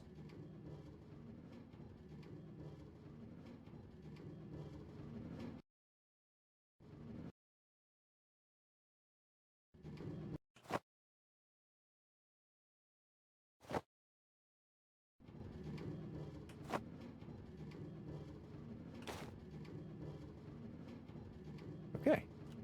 Perfect.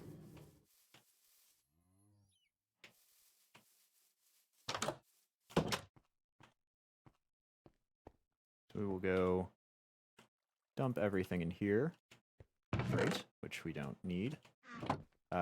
extras of, and then it'll just be sticks. Which, all barring one, will go in without a hassle. Lovely. How is our stick doing? We are at 50 stacks out of 64 total stacks that we can hold in there, so we will have to start tossing sticks soon. For now, though, they'll be okay.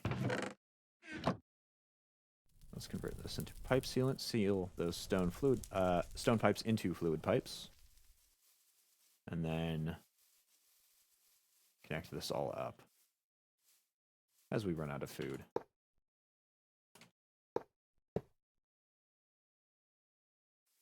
There we go. Put a redstone engine there and pump that through. Ah, perfect.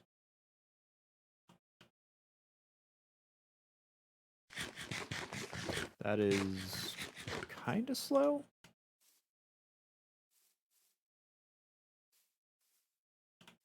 And this is kind of not working. Hold on a minute here. Why is this kind of not working? 2,000 millibuckets of plastic. Oh, because it's not hooked up to energy. That would be why. So we'll need to make more low voltage connectors here.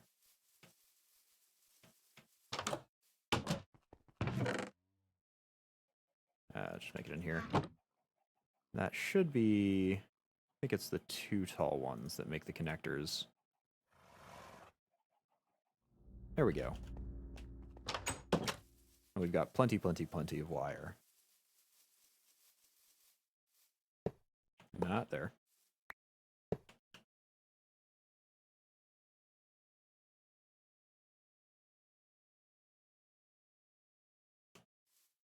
Let's take this and throw it in there, and we should have power, and it should be processing. So that will, maybe, turn into plastic. And there it is. I'm not going to pick it up yet, though, because before I move into Age 4, I want to get a few things done, just so I'm not overwhelmed by the number of options we have for everything. First things first, I want to get all these basins hooked up to a singular chest, and that'll require getting some hoppers to throw them in with. And I think we should just be able to use wooden hoppers. Maybe the tier 2 ones, which actually have an inventory, so we can pump them straight through one another.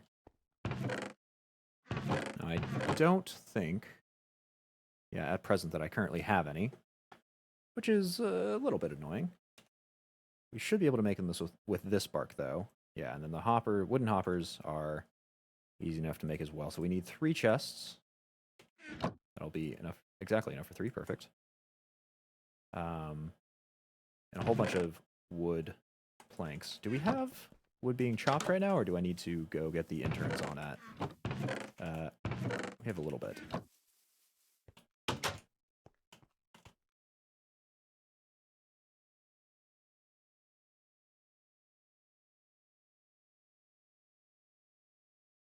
We'll get our basic wooden hopper. Store all of these. And pull out the bark. Upgrade these to tier 2. Scratch that. We actually need to make cobwebs first, which is sticks, thank goodness. I think it's 5 sticks, right? 4 sticks. 4 sticks and 5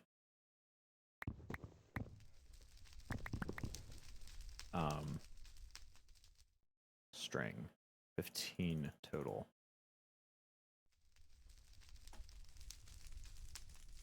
We're actually a little low on string.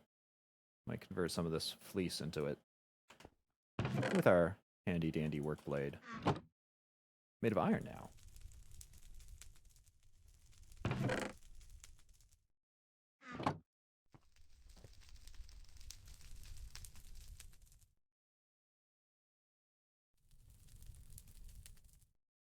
So we've got our 3 cobweb. We have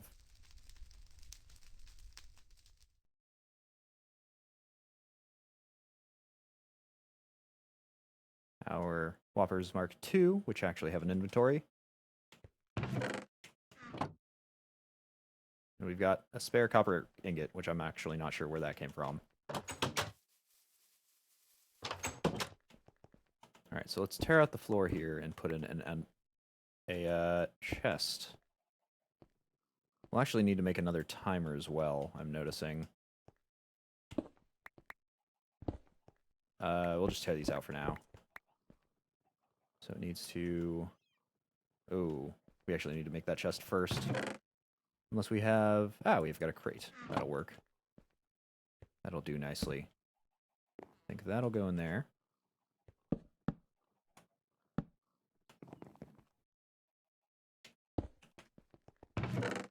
This we need to turn back into cobblestone. With the chisel that we may or may not have down here. Yeah, we got a chisel down here. Oh, no, right. Like... So.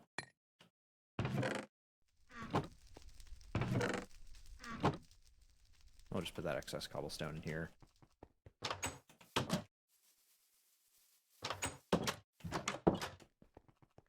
And then once we put the basins back, we should be good to get all this casting stuff out. Now, we do need to make another timer. We were planning on that. For which we need... Is it 5 or... 4 gold plates? 4 gold plates, and then a bunch of lapis.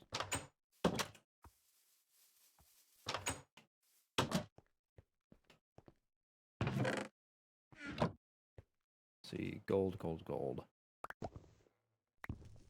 4 gold plates, 5 lapis, and a bunch of elbow grease, probably. Redstone torches we can make, and then stone we can go grab while we're here.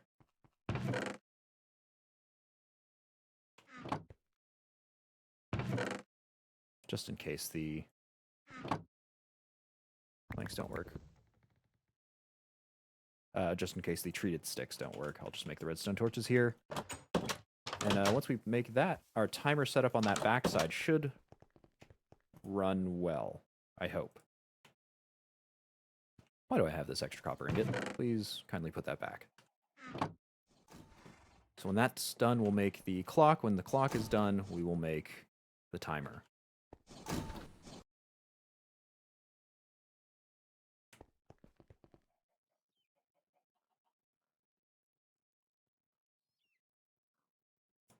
Clock, torches, stone, timer.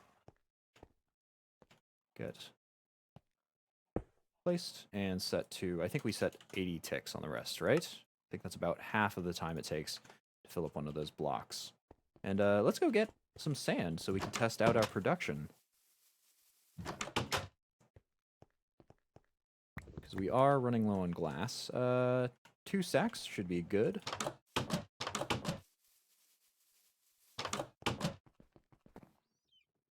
Stick that up there. And let that get settled and smelted. And we'll turn on both of these.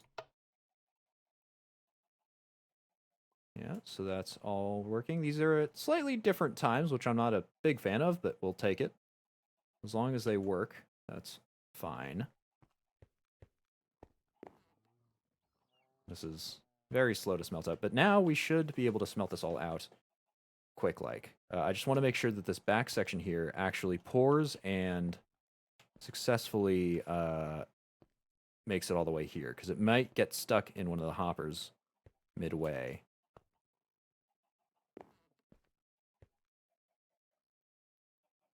So we'll just make sure that all of them clear, which fortunately does mean waiting for all of this. Cast out. All right, and they all made it here, which means that works perfectly. Spectacular. So instead of having just the one basin, which takes a long, long, long time to go and smelt through, we've actually got all 4 of these running and all casting out, which will be lovely, which will just be fantastic. Now that we're done there, what time of day is it? It is about dusk. I think dusk is synonymous with sundown. I think that's about right. We'll go check which constellations are in the night sky tonight, and if they are in our favor, which of course they are not, we would have done some parchment crafting there. Please tell me that there is actually a night where both Avitas and Armara are in the sky together. So Avitas is the full moon to the crescent moon, the waning crescent moon. I think that's how that's described. And Armara is, the waning crescent moon through the, I can't recall the term for it. Somebody who's fancy with constellations will surely let me know. But the nearly full moon. So we actually only have that moon to go and work. Waxing, yeah. The waxing moon. And it looks like we are half waning? Half waxing? Let's take a look at this. Yeah, so I think the fact that it's on the right, which is definitely not how that works in the real world, but I think since this is Minecraft, we can take it with a grain of salt. I think that is a waxing half moon. So we've got a long time to wait, unfortunately. Oh, wait, we want to put that back. That's not how that's supposed to look.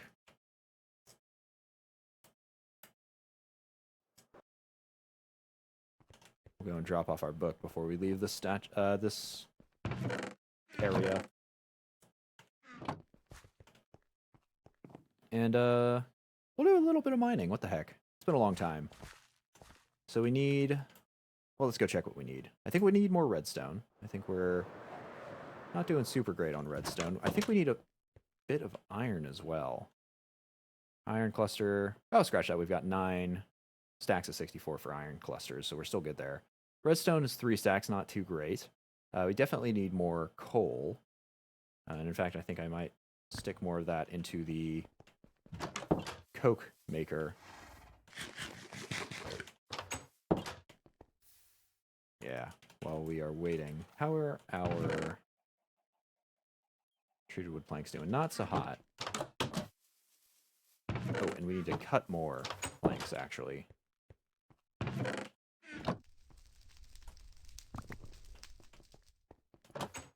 Cut 2 full stacks of these. It's so nice not having to worry about trees anymore. Not having to worry about wood like that. We'll just take one of these and convert it all into treated wood planks to get that creosote out of there.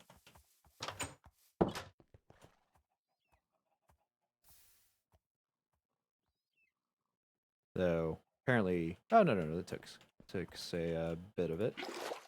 There we go. That'll unfill this a smidge. Though it is still not cooking. I guess we'll void off a whole bunch of it. There we go. Now it's cooking.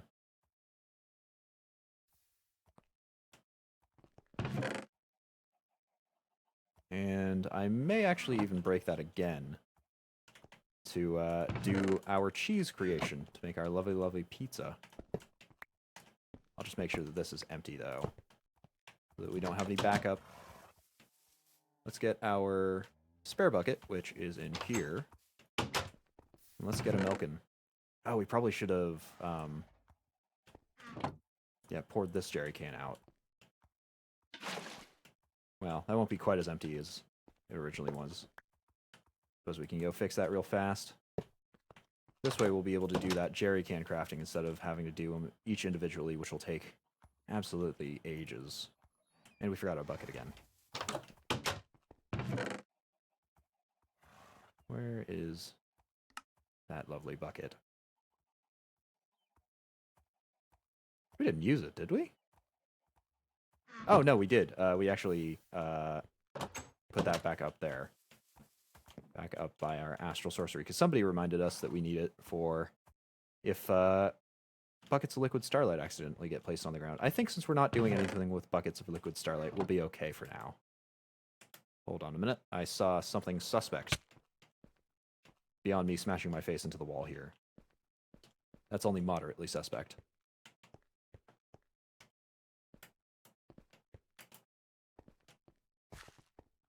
Why did you not make? What did you not make? Hold on a minute here. You're not doing what you're supposed to be doing. And the punishment for that is death. No, we just need to go stick some more stardust on them. I think they must have been pulled out.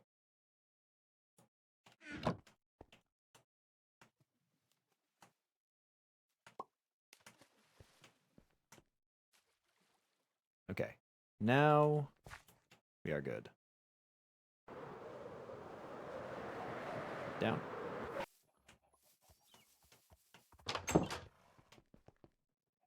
Stick these treated planks back in there, and we will get to a cow farming.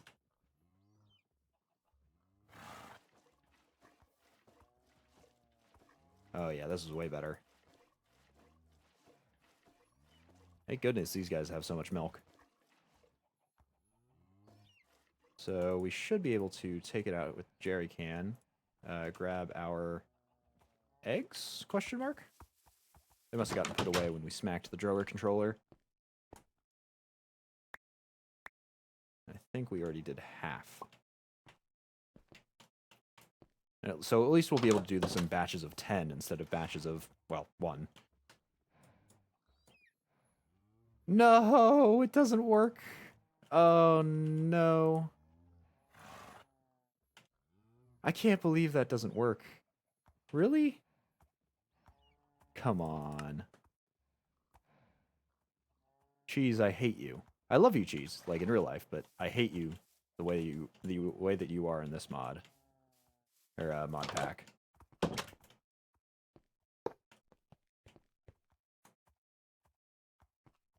Tragedy. Okay, well. Individual buckets of milk we do again. We'll just sit here until the night where the constellations we want are in the sky are actually present. Riveting gameplay, I'm sure. You know what? Go ask me philosophical questions. Maybe we can fill the time while I'm manually doing all of this. No, we just need this over here.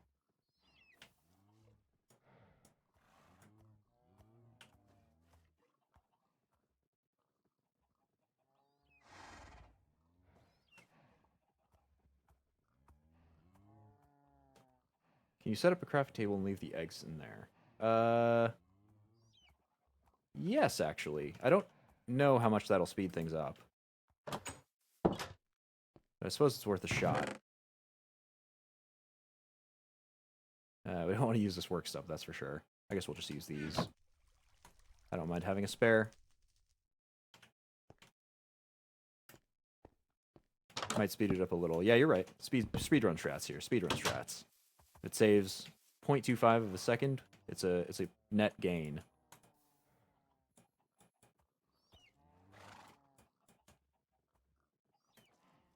I don't think it saves on clicks, though. I think it's... If not more, it's definitely even on clicks.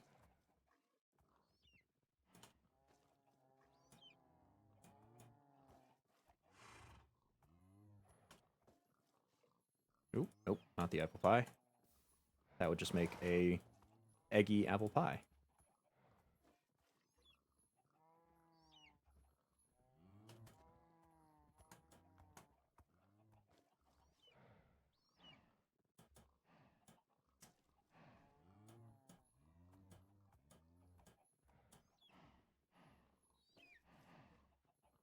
So how you doing? I'm doing all right.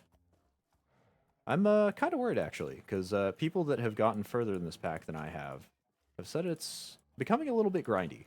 And I'm not sure how positive that's going to be, both from a me playing it and enjoying it perspective, as well as a you guys enjoying it perspective, because I do everything on stream, right? I just enjoy being able to show everybody that sort of stuff, but it's going to be...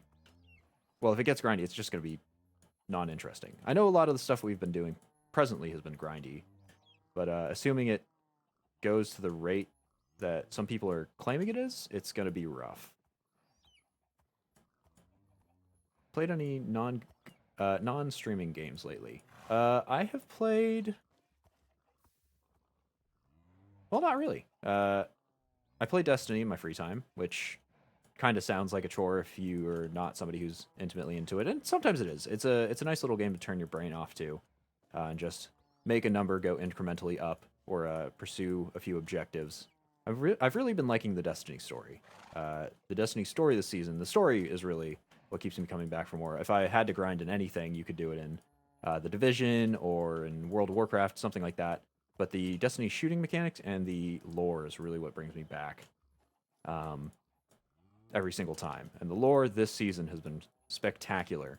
It's been covering topics that are pretty heavy, a little more heavy than some of the player base thinks that they should go into. But considering some of the lore before this has been people getting their eyes ripped out or being flayed alive in a worse way than being flayed alive usually is, which is an amazing feat if you really think about it. Amazing and horrific feat. I'd say that it covers those rather darker topics pretty well. And it just has a lot of, not quite feel-good moments, but payoff moments. Racist robot lady doesn't like four-armed spaceball worshippers. You're not wrong. That is an accurate description. But barring just doing that, and calling Destiny a good game, could be something that would be considered perhaps controversial. I know a lot of people don't like live service games because I do it with other players, with other friends. I don't mind it so much.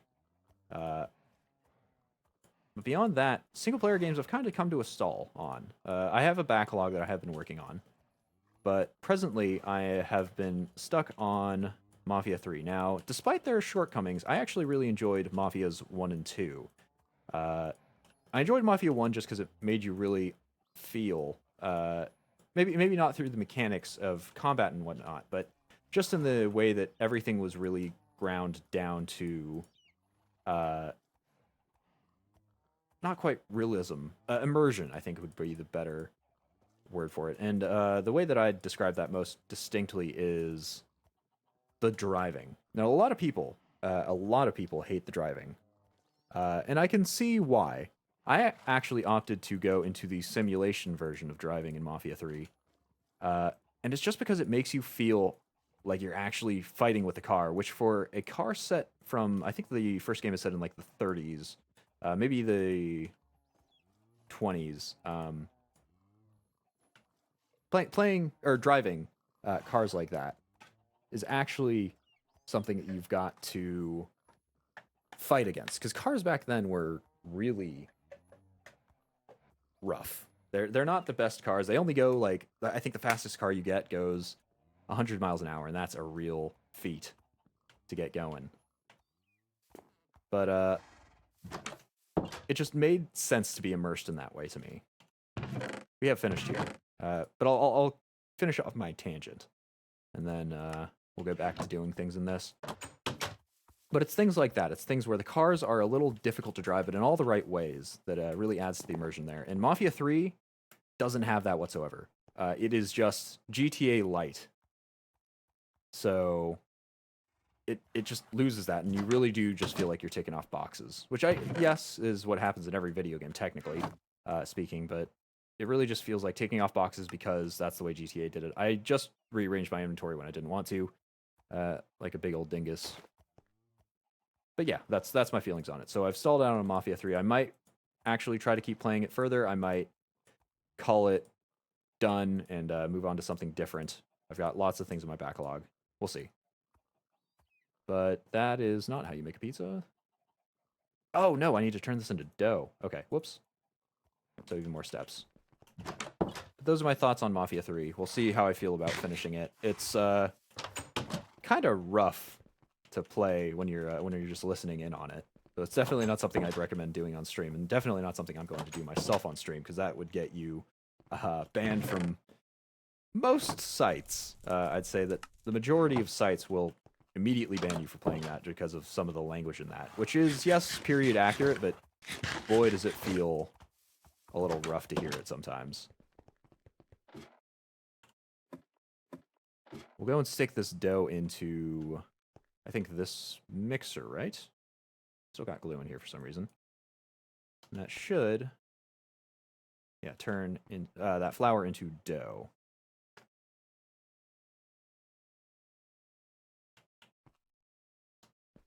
Or not? I'm sorry, what? Where has my...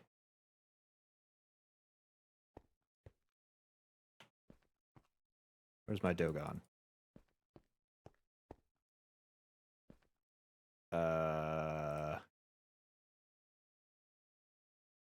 Yeah, no, that should be working. Flour, salt, and dough. It's eating my dough. Sorry, what?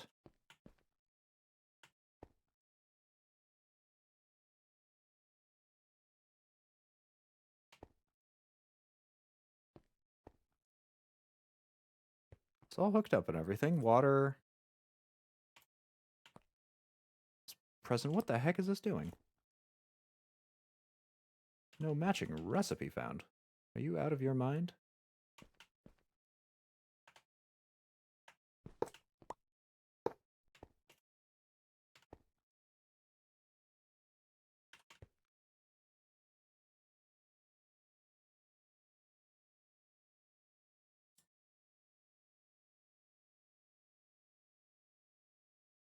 Okay, that's not working for some reason.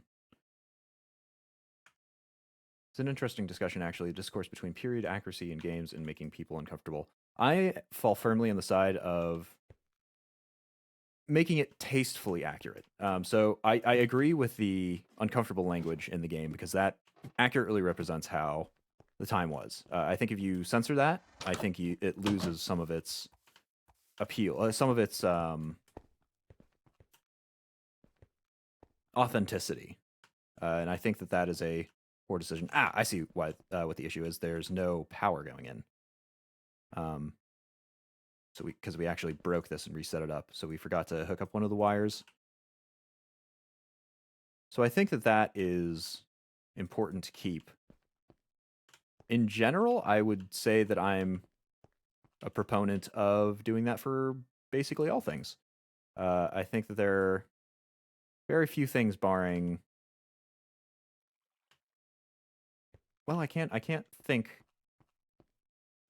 of anything distinct where I'd want to have it censored just to appease people's personal tastes. There we go. Now that's flooding through. I think to censor anything like that, especially if it's historically accurate, is just a disservice on people that actually had to live through the time, and that's sort of just rose tinting the period so that people idolize it a little bit more, which is not what you want to do with the past, especially with a lot of things that have occurred in the past that are not very nice. I think that is a bad thing to have happen. But that's just my take. You can agree or disagree with me there. I'm definitely not saying it's the objectively right take, but it's the one that I ascribe to. Well, we figured why that's going. We've got our pizza done. What else did we want to get done in this age? Let's take a look at the list here. So we've got all of that. We've got the advanced crafting table and the airship done. We really just wanted to get that constellation stuff done. You know, there's actually one more thing we can do. And that is to automate out our Steve's cart here. We've been doing it all manually, which has been okay for now. But we can actually automate this out a little bit more, and that is with the cargo distributor. Oh, maybe we don't have access to that. We do. It's called the external distributor. So this will actually allow us to connect piping to this box. It goes on top of it, and it actually allows you to connect up piping, and you can actually pump in and out objects through logical gates. You can set up where X goes in, where Y goes in, etc., etc., etc. So this may be what we need. Armara. And Avitas. Yeah, this is exactly the one we need. We'll get this set up. I think we'll set it up like so, and okay. A little too much there. Let's go. Let's just bring a whole bunch of parchment in case this keeps fizzling. We've got 8 to do it with. We'll get the 2 Armaras set up first. Not like that. So 1 Armara, please. Okay, there we go. 2 Armara. Wow. Okay, it did take the whole stack, though, it looks like. Let's start with Avitas, I suppose. Though it's a little glitchy there.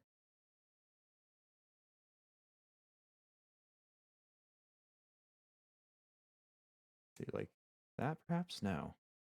Yeah, this is a really difficult one to line up properly. Maybe like this. Getting this to line up is kind of hard. Maybe we'll go for 2 stars instead of 3. We'll set it up like that. There we go. We've got both of those. So that is good. I think we should be able to pull this off now. Hold on a minute.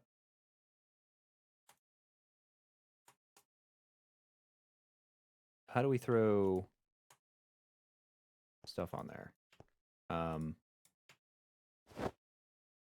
Nope. Yeah, so this engraved glass is done. But it refuses to give it to me back. Well, if I take it like this, there we go. And there's a parchment too. Lovely. So I think putting in parchment 1 at a time was probably the correct option there. But now we should be able to slap that on and have that, and we can hopefully throw these boots on there as well to gain the enchantment of that stuff. Oh.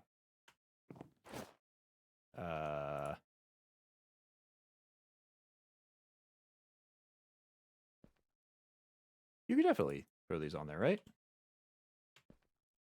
Yeah, there they go. So they're enchanting. You can see the rainbows are going a little wild on them.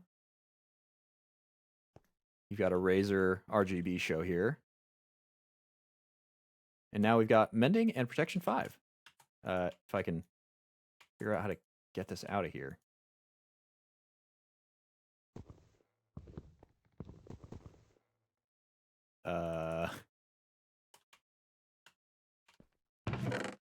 Guide?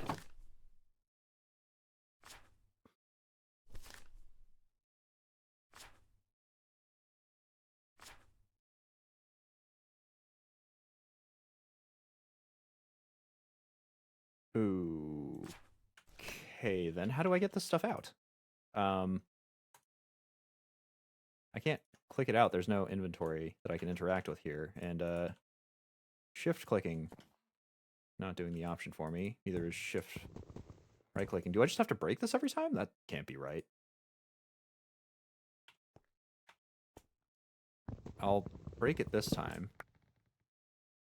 At the very least, it does seem to give it all back to me. But now we have a mending and protection on our wild dog boots, our wild dog pelt boots. So we don't need to worry about those anymore, which will be fantastic. We've also got this paper, which took a little bit of durability off of it. I don't know how long this will last for. But we have it for now, at least. So that'll be fine. Playing devil's advocate with the game devs, it might be decreasing the number of people who play the game. Sneak right-clicking is how you get it out. That's what I thought. It wasn't. It didn't seem to do that for me. So something was clearly going wrong there. Go and toss those eggs and feathers in. And in fact, we'll go grab some out of the chest here, I suppose, since we do have the room now. What with our drawer space being vastly increased. I'm sure before too long it'll overwhelm it, though.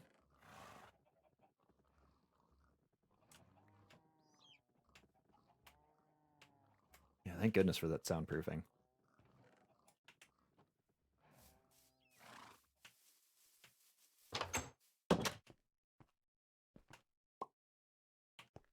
We are at 37 feathers and 20 stacks of eggs. But yes, regarding the devil's advocate in terms of dev stuff, I think I would agree with that, and I would agree with business decisions to avoid that sort of thing. But I disagree with it from an artistic standpoint. I think that as a work of art, it should be faithful, depending on the genre of the piece. Because obviously, if you're making like a children's game, you don't want to set in the 70s. You don't want to do that sort of thing. But if you're trying to make a realistic portrayal, an adult realistic portrayal, I don't think you'd want to censor something just because it would be inconvenient for sales figures. I think adults should be able to accurately, realize that there are lots of periods of time where not nice things were going on. There were quite a few periods of time, even including and leading up to the present day, where there were very uncouth things occurring. And displaying that is not an admission of guilt or anything. It's not something that should be avoided for nicety's sake. Anyway, back to this stuff. Another thing we wanted to get done was that external distributor. We will need a bunch of circuit boards, unfortunately. 4 of them. Redstone and stone. So the circuit boards are really the only difficult thing to make there, which will mean if we're making 4 of those, we need 8 we need 8 sets of vacuum tubes. So that'll be a whole bunch of those. We'll need 3 plates. We'll need 3 copper wire, which luckily just means 1 copper ingot turned into wiring.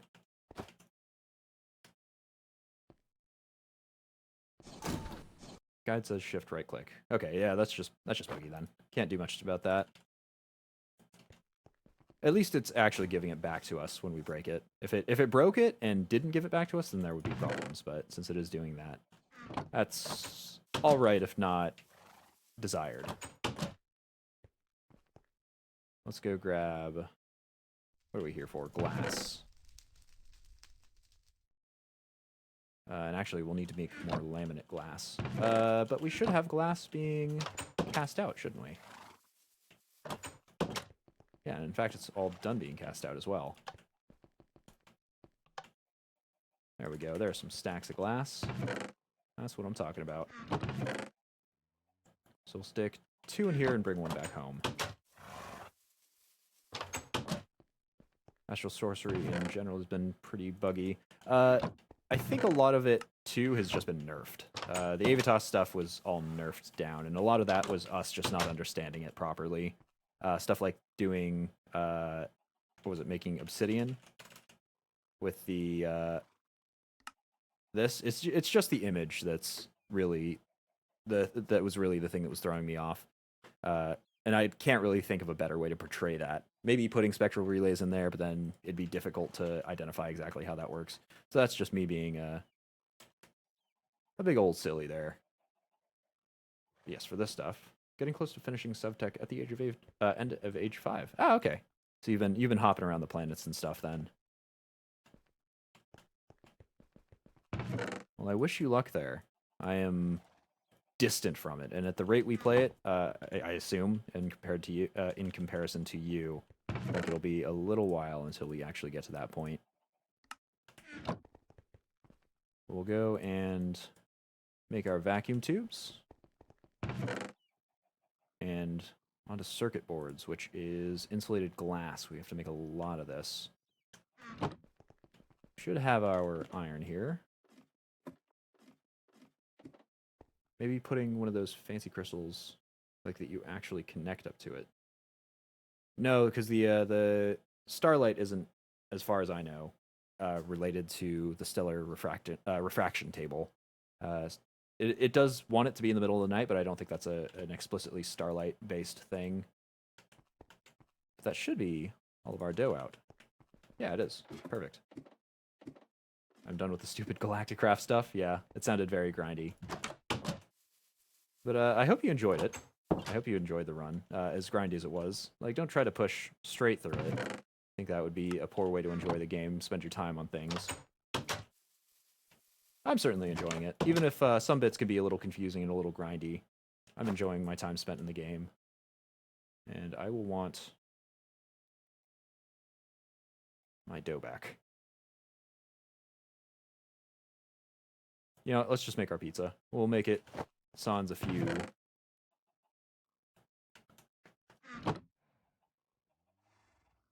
Oh, meatballs. Right, how do we make that? Is that just... I think that has something to do with our ground meat, right? Ah, yes, throwing that in the cauldron. It's cool when you start it. They just need to fix the grindy part of being on the planets. Yeah, I can see that. I can see how it would be difficult to actually... Hold on a minute. Do I have meatballs already? I swear I made them somewhere. But I can't see how it would be difficult to make a bunch of different planets feel very different. Yeah, no meatballs. Okay. I can see how that would be a problem.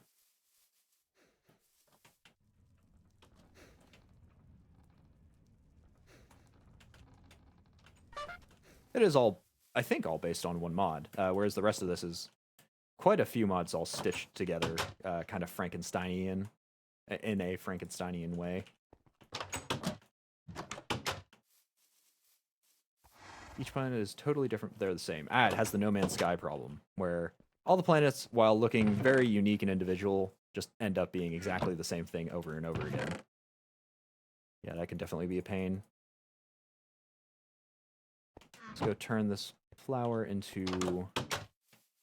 this wheat into flour, and then turn that flour into dough, and we'll have a little bit left over, which we can just cook up into bread or something, I don't know. But I don't want to have not quite a full pizza with how much time we spent in making this. Actually playing a Factorio space mod right now. I was worried about having the same issue. With Factorio, I feel like it's less of a problem, though, because if everything's sort of similar with Factorio... Oh, that's a problem. If everything's similar, then you're all building a factory anyway, so as long as you have, like, a few new additives, I feel like it wouldn't be that bad. Because Factorio is, from my understanding, the enjoyment is comprised of making your own factory and making sure everything expands. So far it's so much work to find new planets, and each planet has a bunch of new stuff, that it's been good.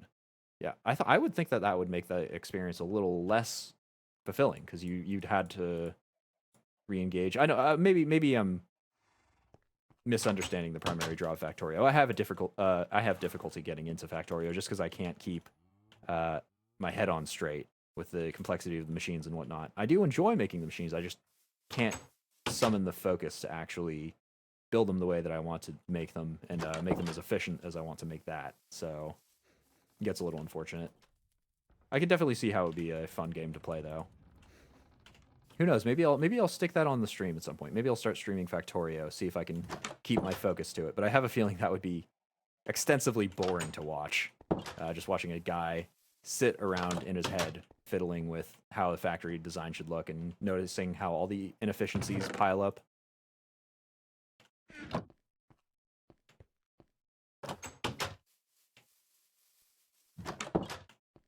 Beaten Factorio several times. Almost finished with Satisfactory right now, so I might be biased. I'd watch it? Okay. we'll see. We'll see if that ends up panning out. This should... Yeah, there we go. Take the recipe in. I'm sorry, it does 4 at a time? Oh. Okay, that actually works out perfectly then.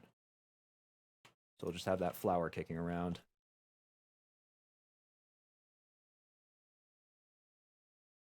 Okay, cool. I think if I did Factorio, I'd actually modify my setup a little bit. So far, I've just been... Well, actually, so far, I've been entirely doing default gameplay, so that there's not much else in the screen, just because I don't really like that sort of thing. I think it detracts from the actual gameplay, though the gameplay itself might be a little boring to look at. Maybe I'll add like a chat area at some point, just so you guys can make sure that your chat is going through. That unfortunately runs the risk of having bots and stuff show up on the stream, which is why I'm against it. But if I were to do Factorio like that, I think I'd like set up a drawing pad, something you guys could see there, so I could draw my thoughts out and have you guys visualize them with me.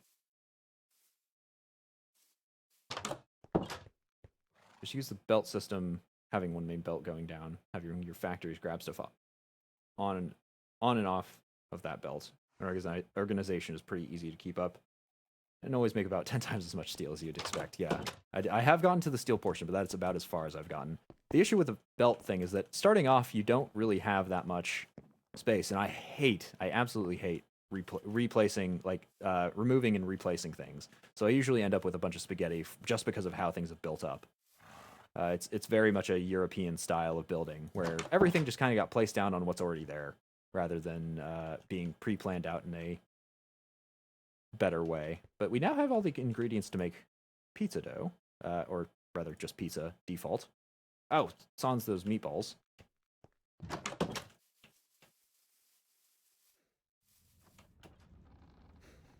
Where are our meatballs? About halfway done is where they are at. Well, we'll just wait for them, I guess. We can't really do much else while we're waiting for that. Let's get on to this stuff. We were a majority of the way through before I got off topic. What were we in the middle of? Ah, right. Making that glass. The infused glass or whatever it was. We need that. We need a lot of green dye. More green dye than we have access to at the moment. So we'll need to go chop down and grind up some more cacti. I think 2 should do us good for now. Hold on a minute.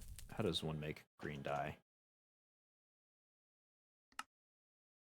Okay, no, that is cactus green, so we do have to smelt this up first.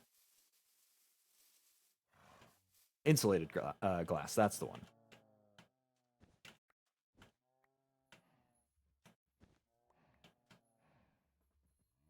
Yeah, we'll... Once we're done with this, we will go and set up a cactus farm. Out... Who knows where? I mean, I'd assumed I'd do it in the middle of the river, but considering it doesn't actually need water, and that the setup is going to be so different, well, I want to keep all my farms together in the first place.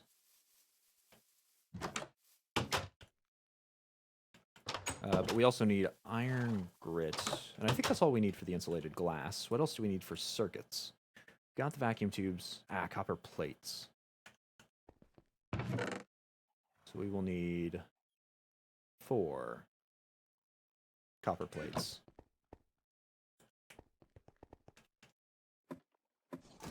Did we have anything important grinding in here? No. I think I'll actually leave all of those as well.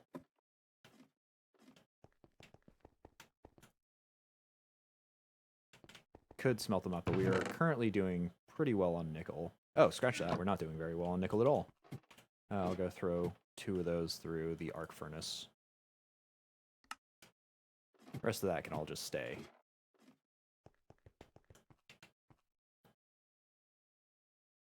And energy is actually being passed through you guys correctly now, right? Yeah, LV capacitors all on high. This I'm actually going to have to sort out because I think I need them to all be on exactly the same tick rate. I'm going to have this function properly. Shoot, that's going to be annoying. How will I do that? So I'll go break this. This will waste some glass, but, well, what can you do? Except for not be dumb like I am. Oh, no, that is not how I want that. Kindly give that back.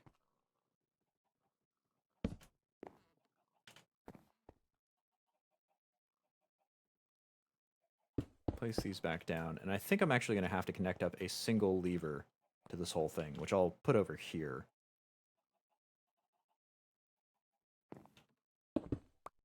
No.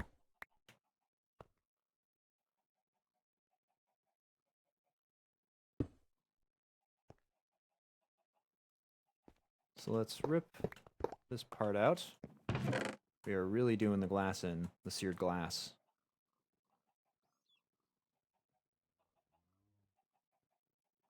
A disservice here. Do we have any more seared brick just sitting around? Don't think so. We'll need to make 3. Put them across like here.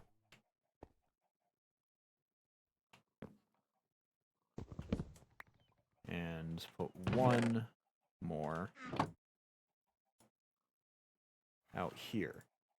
And so we'll power this block. We'll wire up redstone so that it goes all the way around. Oh, we'll actually need another one right there too.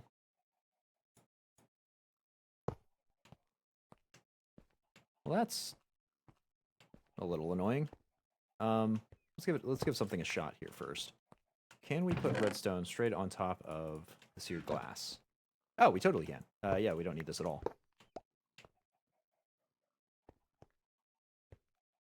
So let's put that seared glass back. We will still need the edge pieces, though. Oh. Ah. There we go. That redstone all over the place. And hook it up to here with the lever.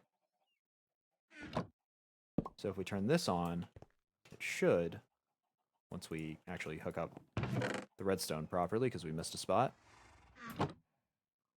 should power all of this at once. Yes. And we'll get these all placed, power on, so that they won't cycle.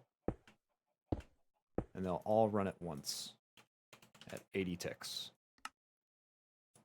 So that way, theoretically, they should all pull at the same time, which means that none of them will get more than their allotments worth. So that's 4 seconds, 4 seconds, 4 seconds, 4 seconds. Yes. Could have also put 2 pieces of glass in there and manually filled them up. I suppose so. But that would just result in the problem of there being excess glass left in here. So we run into the same problem on a different side. Oh, that's neat. You can't actually see the wiring from down here, but you can still see the sparkles. Ah, interesting. But anyway, we'll grab that iron grit. We'll make that insulated glass. This should be, yeah, clear. We need 8 iron grit.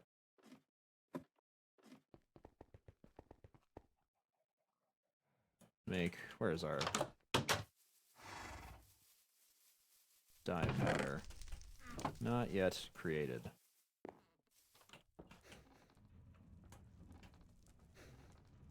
And our meatballs are finished. Lovely. So we will wait for this to be done. That should put out 2 per thing. Yeah. So we'll have 1 green dye powder left over. So there was an exact amount of molten glass in there. It was just split among 3 things. Oh, I see. I understand.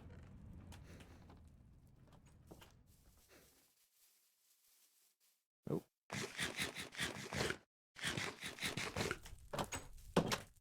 Well, first let's make our pizza.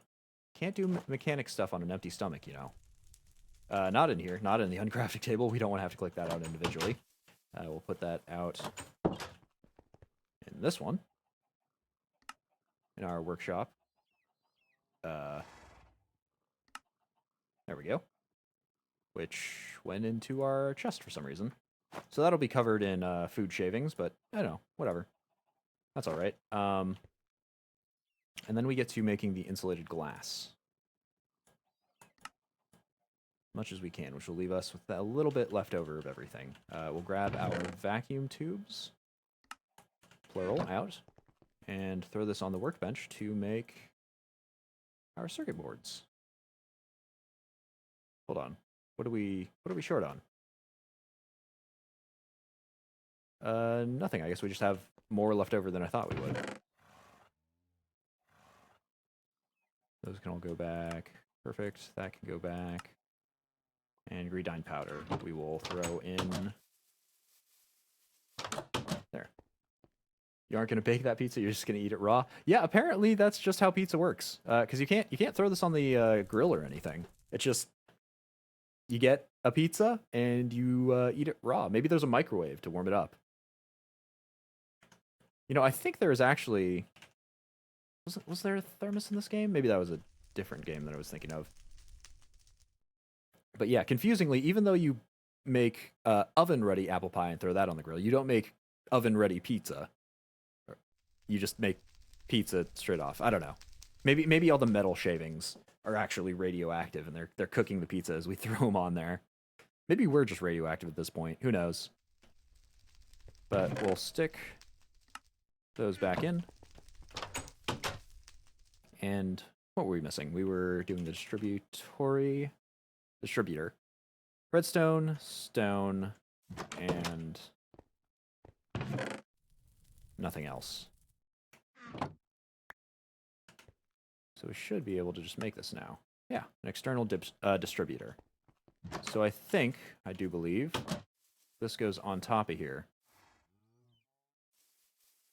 Just smack it down on top, and it has access here. Now, the interface is rough. If I hadn't researched this beforehand, I definitely would have no idea how to do this. But because I have researched it beforehand, as I take care of this zombie here, these are all different faces. Now, the orange side, this is orange, actually. The yellow side, I believe, is on... Yeah, here it is, this side, which means whatever side is not shown. Oh, no, it actually... ooh, that's going to be a problem. So I'm actually going to take away this piece of dirt.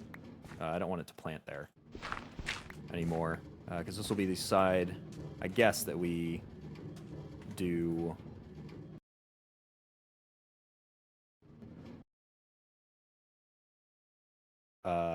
piping into. And we gotta clear this out as well. Okay. We'll run this back and forth. And hopefully this will mean we won't have to manually deal with this anymore. I think we'll be making like an obsidian chest or something to handle all of the sticks that it's making. Because we do want to... Well, you know what? We will probably figure a way out to... Wow, you're planting there as well? Dude, what the heck? What are these planting locations? I thought you should only be able to plant like 1 or 2 blocks out. The heck is this stuff? Come at me, bro. Come take me on. But yes, for this stuff, we'll just ignore the card as it goes around.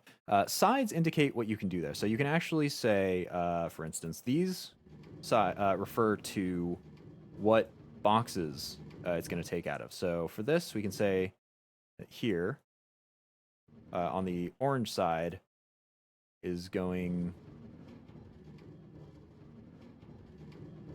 to interact with the bottom right somehow. And I don't think I'll actually leave it that way. I think we would pipe that out a different way. The meatballs are just so hot they instantly cook the pizza, since you got them from the cauldron. But of course. But yeah, so you can set stuff as to going into the cart or going out of the cart. Okay, even though I researched this, is still an absolute mess for me. But I think what I'm going to do is I'm going to need item pipes. I think those will probably be buildcraft pipes, which means we may or may not need to use the redstone engine. I don't know if that only functions with the fluid pipes. Yeah, it looks like that is just buildcraft pipes. But we may or may not need the redstone engine for buildcraft here. We'll hopefully try without it, but I kind of feel like we will. We'll use wooden transport pipes to get an extraction out of a certain side. And I might actually fix up the circuit a little bit, just to make sure that we won't get trees in the way of this. In fact, we might stop this entirely. How will we do this? Item transport pipes still require an engine. Okay, good to know. All right, I want you to stop being alive. Just stop. Stop. Okay.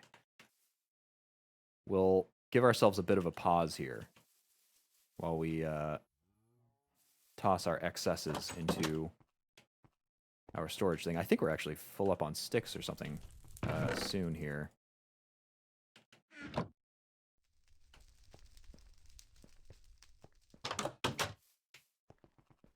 I want you to stop being alive. I mean, I wanted it to stop moving, and it was doing that very readily. If the machines take over, I'm probably one of their earlier targets. Let's be real here. Actually, no, I treat most of my machines with moderate respect. It's just the software ones that don't really exist. Yeah, we're totally full up on sticks now. So sticks, that'll just be for engine power and to be destroyed. And we don't really need any more saplings either.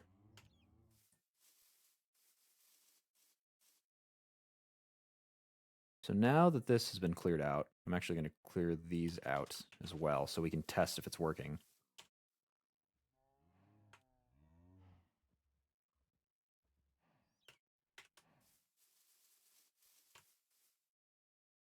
I'll save 3. Yeah. 3 for the inventory, of course. Oops. 2 for the inventory, of course.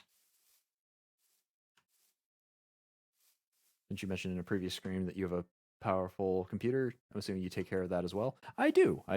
Well, I try my best to take care of him. I give him occasional cleanings. I think he can take care of himself pretty well. Probably. Ish. Yes. So let's do the planning here. Do I have extra rails that I could place down? It would be good if I did, because I would like to expand this a little bit more to have some more room to do piping in with. If not, that's okay. I have 3 extra rails and 1 extra detector cart.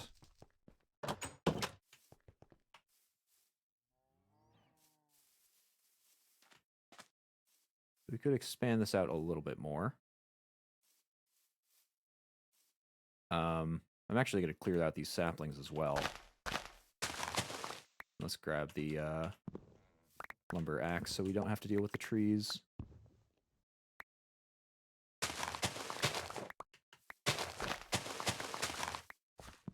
Or deal with you, whatever the heck you are. You very oddly shaped tree. Now, we want to get it settled on area that is not plantable, ergo not dirt. We should have some cobblestone here. Lovely. And we can tear... We'll just tear the whole track down, really. Around here.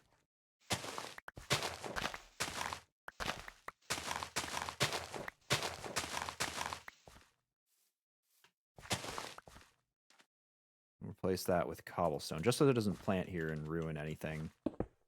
I'm assuming trees won't grow into pipes once they're placed, but I have been burned before. And they definitely can't grow in sand, so we're good there.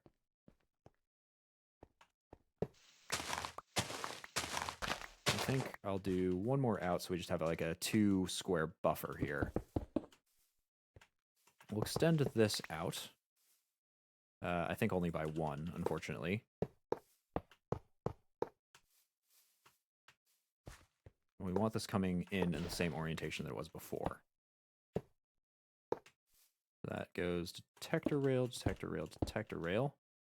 Oh, I think I accidentally extended it by 2. We are only 1 short. Suppose we can just use that extra detector rail. It's not going to detect anything for us, but it'll exist. It functions as a track, I think. Hopefully.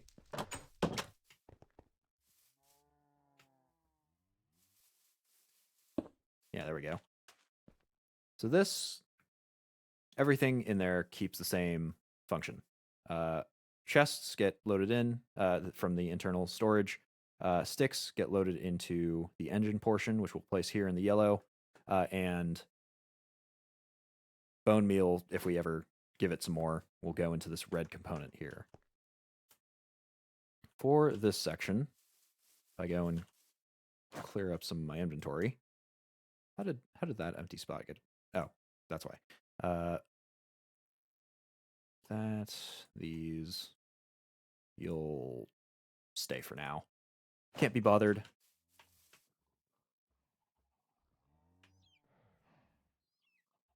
Let's go eat our delayed pizza and grab some buildcraft pipes, which we only have stone transport pipes for, and clay transport pipes. So insertion pipes,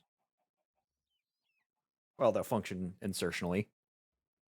We'll also need a chest. We need a redstone engine, but we'll build that at the completion of the circuit, and we'll need some wooden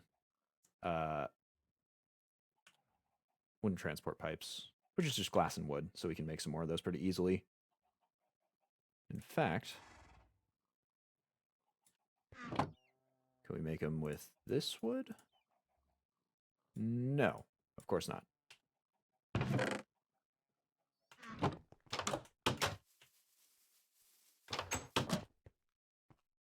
And so we'll actually have to do some sorting here. Because we do have to... Hold on, where's all my wood gone? Did I use it all? I guess I must have. Luckily, we've got more here. Unluckily, I don't have room for it. Let's clear some space. Well, you can go back where you belong. Put you in there temporarily for now, and you can go in your spot. Dirt, we'll stick in there. Flint goes back. This goes back. Yeah, we're doing all right. We're doing okay. Need one of you. Help make this transport pipe. Okay. I think we'll need more stone transport pipes as well.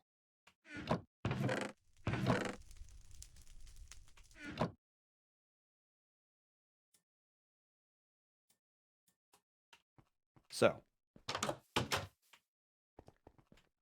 we need 2 things to happen here. We need to take out everything. Take out everything from the green sides, from the input sides. So basically, we'll extract it on the yellow side here. So we'll extract from the bottom right and the top right. And that'll pull out. So that'll be a wooden transport pipe, which shouldn't interfere because this is a 1 block tall cart. That goes out and will be pumped up into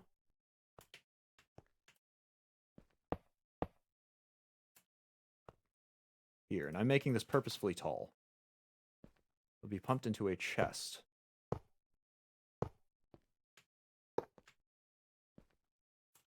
Chest will actually go right there. That'll be wooden crate. Right? Nah, we'll do that later. And in fact, I may even want it to be taller than that.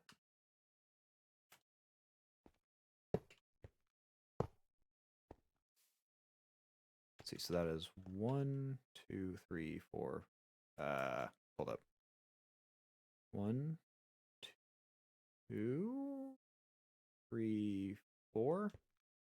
The way the pipe hitboxes work is a little funky, so you need to check for the squares. So 1, 2, 3, 4, 5 tall, where this chest goes. We'll just put this as a placeholder.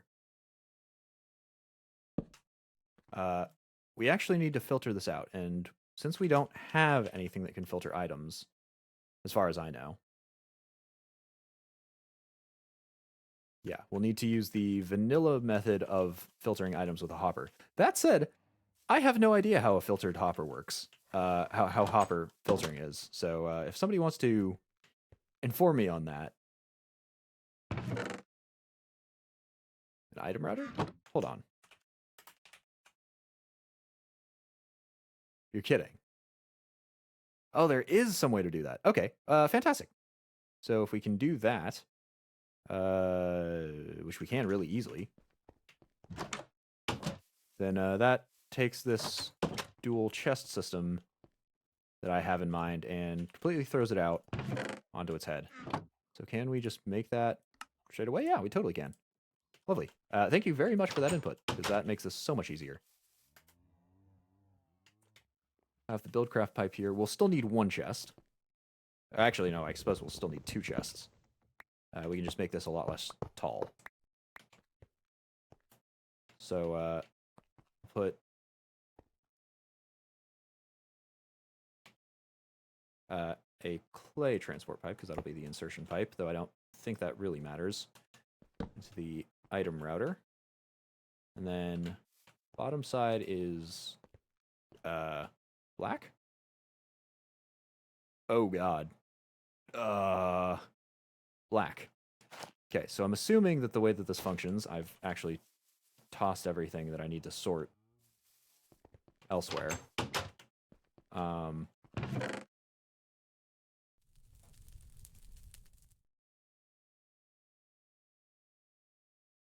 We will want sticks being the only thing that goes in the bottom. Everything else we want to come out another side.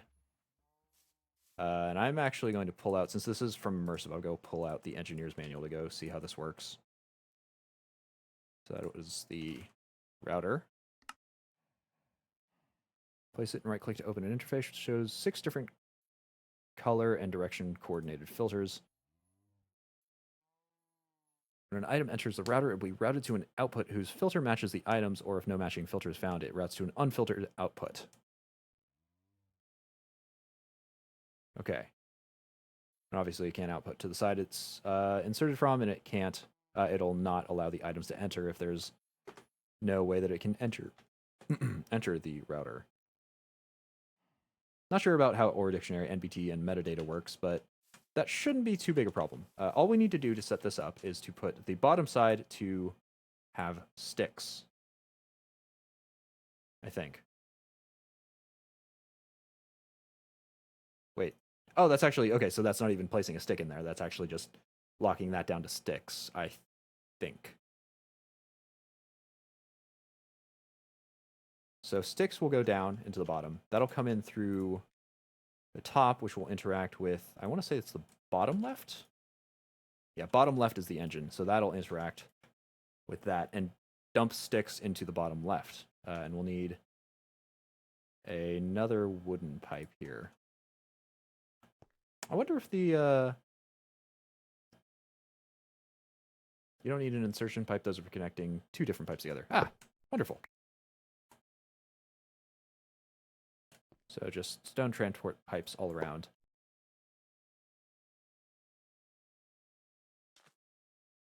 Was using a fluid router and didn't work so hot for me, so I hope the item one works. Okay, that's not a real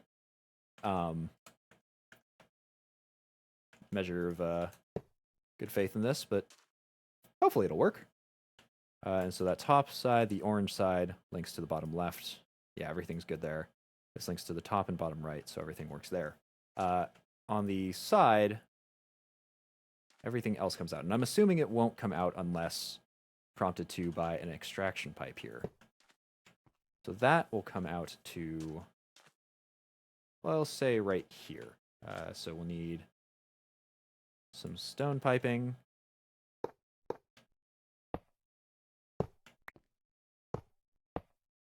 And that will just plop right into a obsidian chest that we will eventually make. And that will hold all of the excess stuff. And so none of this area should now be plantable, I think. I hope. Perhaps. We'll just say yes. And just everything else is all unfiltered. Yeah, so this should theoretically work. We just have to get the chests all set up, and we'll be good. And that way we won't have to keep coming back there to move sticks and stuff over whenever we get back there. So let's also take out some of these oak saplings. Can we turn these into biomash? No. What can we turn them into? Ah, a nice little house plant. A bundle. That may be worth it. And then a few various things. Totempedia, we probably don't. Hold on a minute. Oh, okay, so that was any sapling. Could we do anything fun with you? Bloodwood, I think we already made one of those. A dead bush. Do some crafting recipes with the iridescent altar. And make a tree beacon. Trees can't walk, so I'm not sure what beacon that is really used for. Growth region. Living armor downgrade tome. Blood magic is so much more extensive than I realize than we really use it for. Yeah, we'll just toss these. This is what's going to happen here. We'll just do that in here.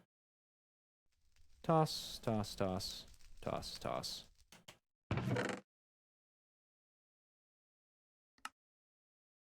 And we'll leave a stack in a bit.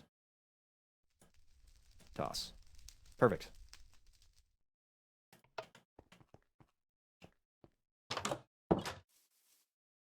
So, barring that, everything should be settled here. We just need to make that obsidian chest, which is, I'm pretty sure, literally just obsidian surrounding a chest. Yeah. Do we have any obsidian? We can go grab it pretty quickly if we don't. I do know that excavation actually works on it. I don't know what would be in there. But I'm pretty sure... Oh, no, that's darkstone. Okay, yeah, we don't have any. So we will go grab buckets of lava. Oh, but we don't have many buckets, and we can't pick them up with the... You know what? I'm actually going to go make another pump jack. Because we have a item chunk or a chunk here that has, yeah, lava. Pump jack, well, it takes energy, but oh, get these out of my way, please.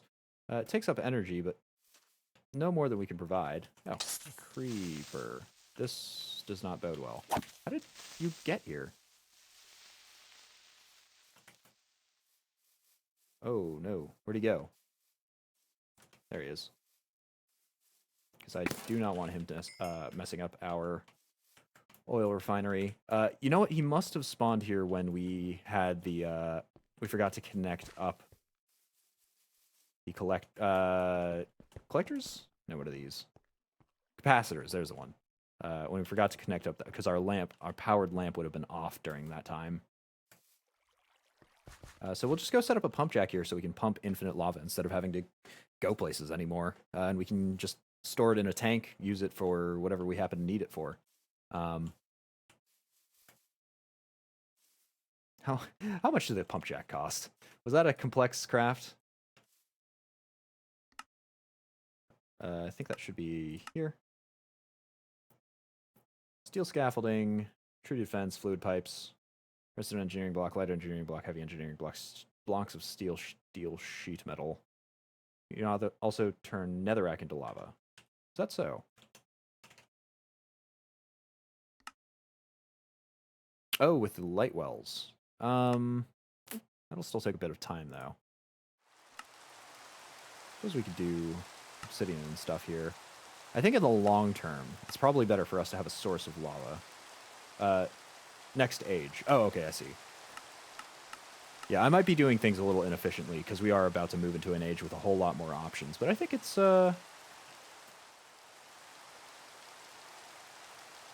admirable, question mark.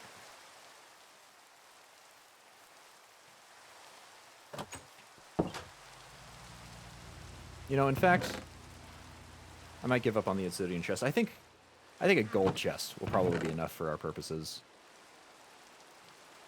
We'll throw these back there. Everything else should be settled up.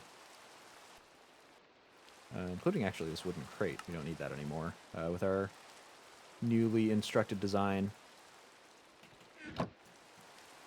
So while we will probably do a pump jack to pull out that lava, that'll be something for a later date. A much, much later date.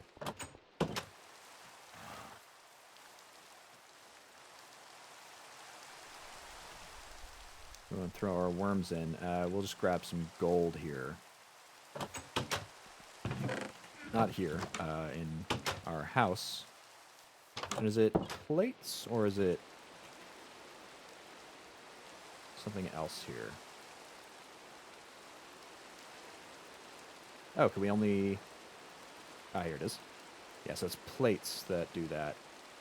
Copper chest, I assume, is lower. Yeah, wood to copper. Copper to iron. So gold is probably the next best thing other than these obsidian chests. Barring maybe silver. I haven't actually seen where silver stacks up here. No clue. We'll just go with gold.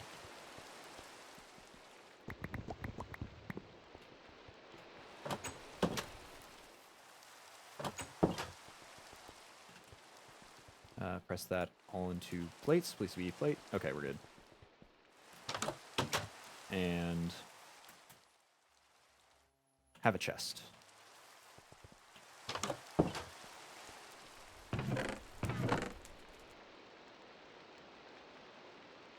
Can we turn this into... Nope. Yeah, we'll just have to make a new one.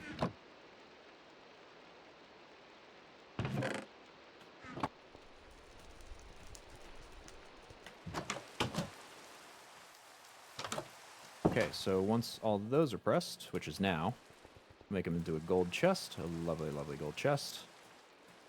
Smack that into the loop. We'll have to build ourselves another redstone engine.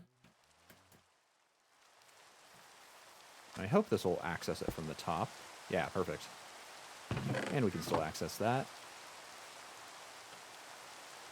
And fertilizer we'll do manually, especially since we're not actually using it at the moment.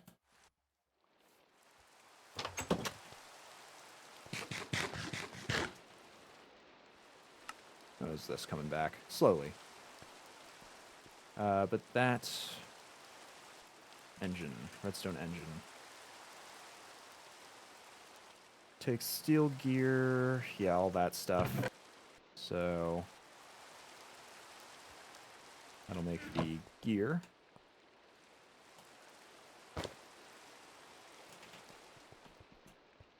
Then we need the piston. So we'll have another leftover siding, as per the usual.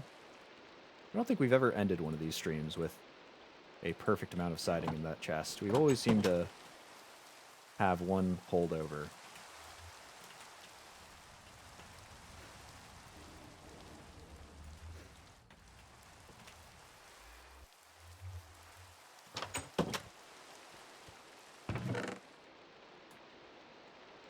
And then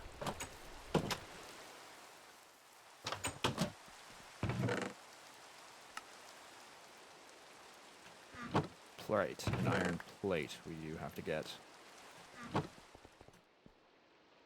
Ooh, we should make sure to stick in the plate press first.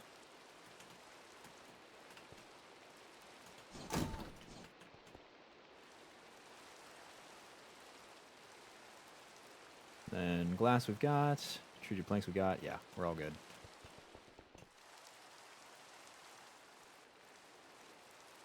This, that, these, and where is our cobblestone? Those to make the piston. And I think we should just be able to, yeah, perfect. Throw that in there.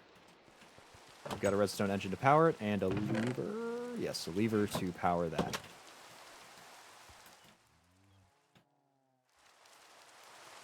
Oh, oh, there we go. And with any luck, this will power both, but knowing my luck, it won't. So we might need to make another one of these. Oh, and we can't actually power it like this. How do we rotate this? Maybe if we look towards it a little bit more. One per pipe. Yeah, I figured. Can I mean, I guess I could just place it over this, on this side, if I really needed to. Power it like that. So, right. We put some sticks in there. They will be pulled, perhaps? Yeah, there they are. Whoa, and then they'll pop out. Why will they pop out?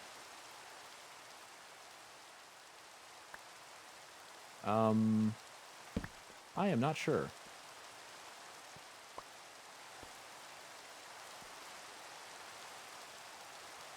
Oh, probably because the second pipe isn't actually turned on. So let's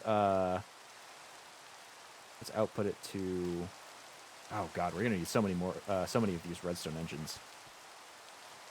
Okay, this is not working as intended yet. Let's just take all of that. Nothing else is coming out. Okay, we're good. Get a few more pipes here. A few more redstone engines before we get started on this. Which will mean 2 more of these. Oops. Oh, lovely. Those are all done.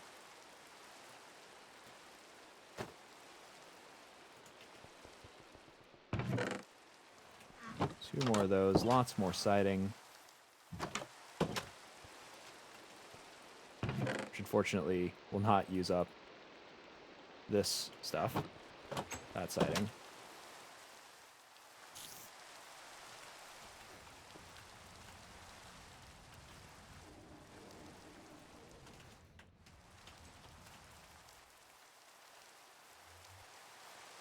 And I think everything else should be in here. We'll need to make more iron plates. 2 more.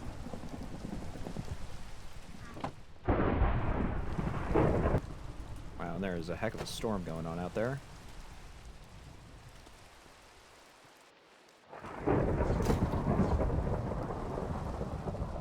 Should be good for everything else, right? Yeah.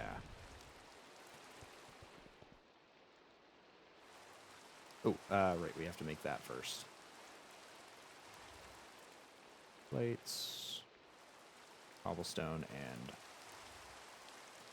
redstone. Now we should be good to make all of this. But not the 2 levers, because of course not.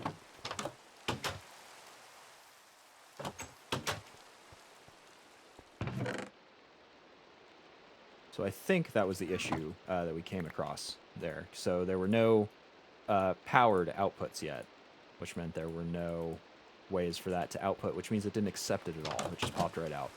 So I'm hoping this will fix that problem, even if it'll look a little weird. Go set up the engines first. This is kind of an odd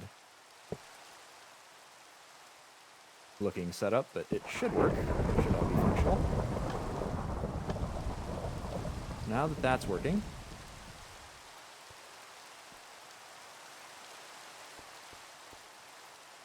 I think, we'll go and test out some sticks in here. It should pull out of there. We'll also test some sticks in here, which it should not pull out of. Yes. And it's still popping out. Why is that still popping out? Oh, right. Nothing is accepting it. Okay, now it should be accepting it.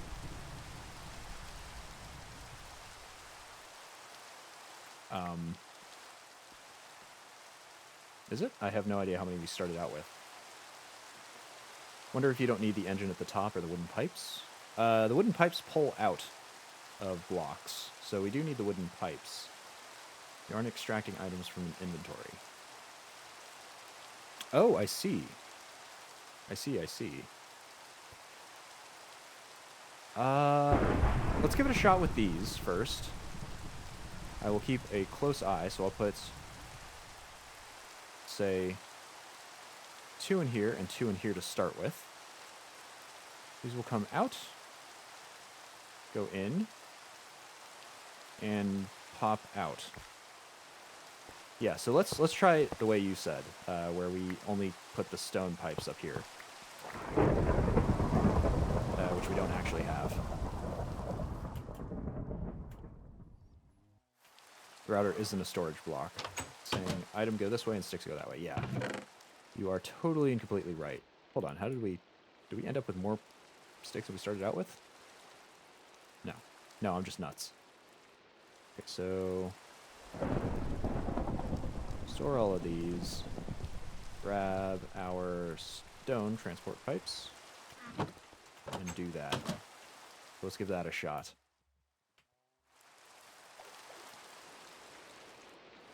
See if the logic works the way that you are mentioning here. So again,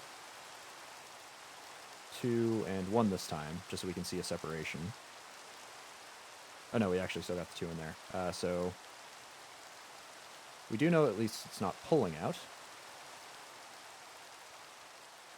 Going through the router, and it's still hopping outside. Why is that hopping outside here? Maybe you have to turn these on?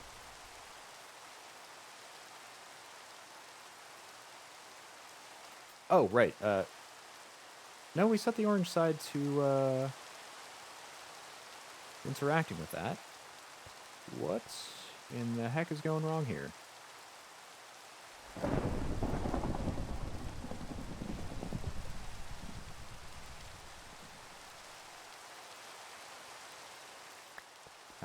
Out, and out.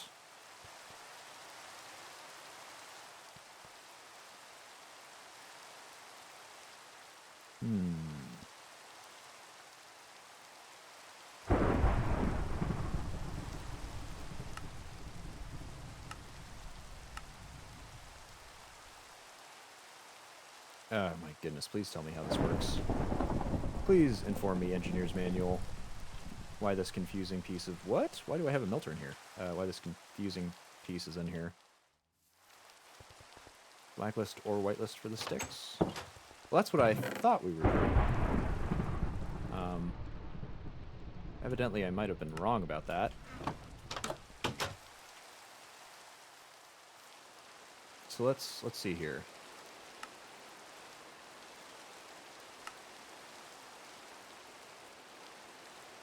When an item enters the router, it will be routed to an output whose filter matches the items, or if no matching filter is found, it routes to an unfiltered output. Everything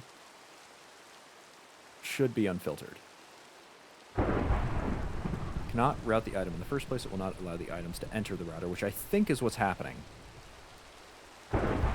Buttons above each filter can be used to respect or ignore, or dictionary NBT, or metadata. I don't know how that stuff works. I don't think that should be part of our issues. What is going wrong here? Output whose filter matches the item.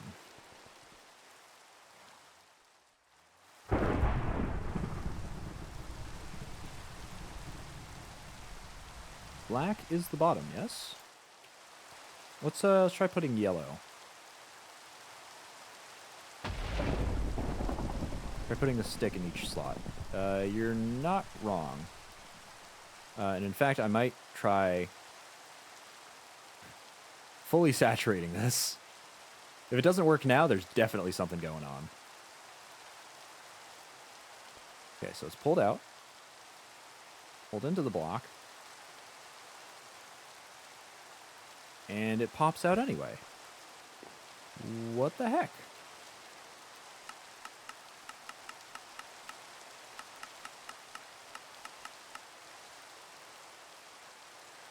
So we'll give this one last shot. If it doesn't work here, we'll just get ourselves to age 4 and call it a...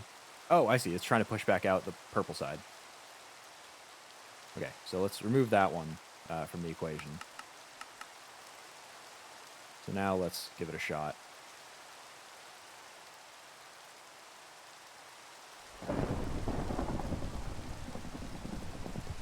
Yeah. What the heck?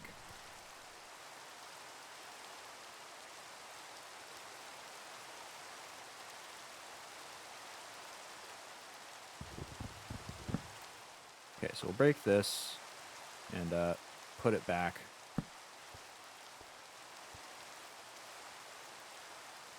We'll go and sort that out at a later date. Looking at forums, says item might be bugged. Ah, if that's the problem, well, there's nothing we can do there. But we did at least get the external distributor created. Even if this item router isn't working, we can go and figure it out at a later date. I think what we should do now is probably just about end the stream. And I want to do that with a big bang, big explosive ending here. And that being a bunch of lag while we get to the next age, which it's a little rainy for that. Oh, hey! Speak of the devil. Look at that. Rain cleared right on up. And we'll use that as a momentous mark to celebrate our transition to, finally, after so many hours, to age 4.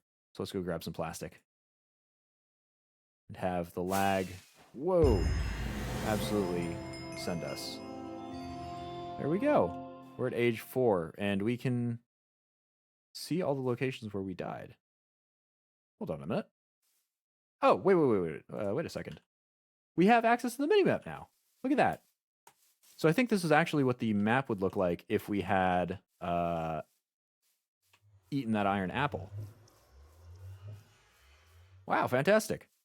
So we do have to figure out. See, it's not that button. How do we interact with journey map here?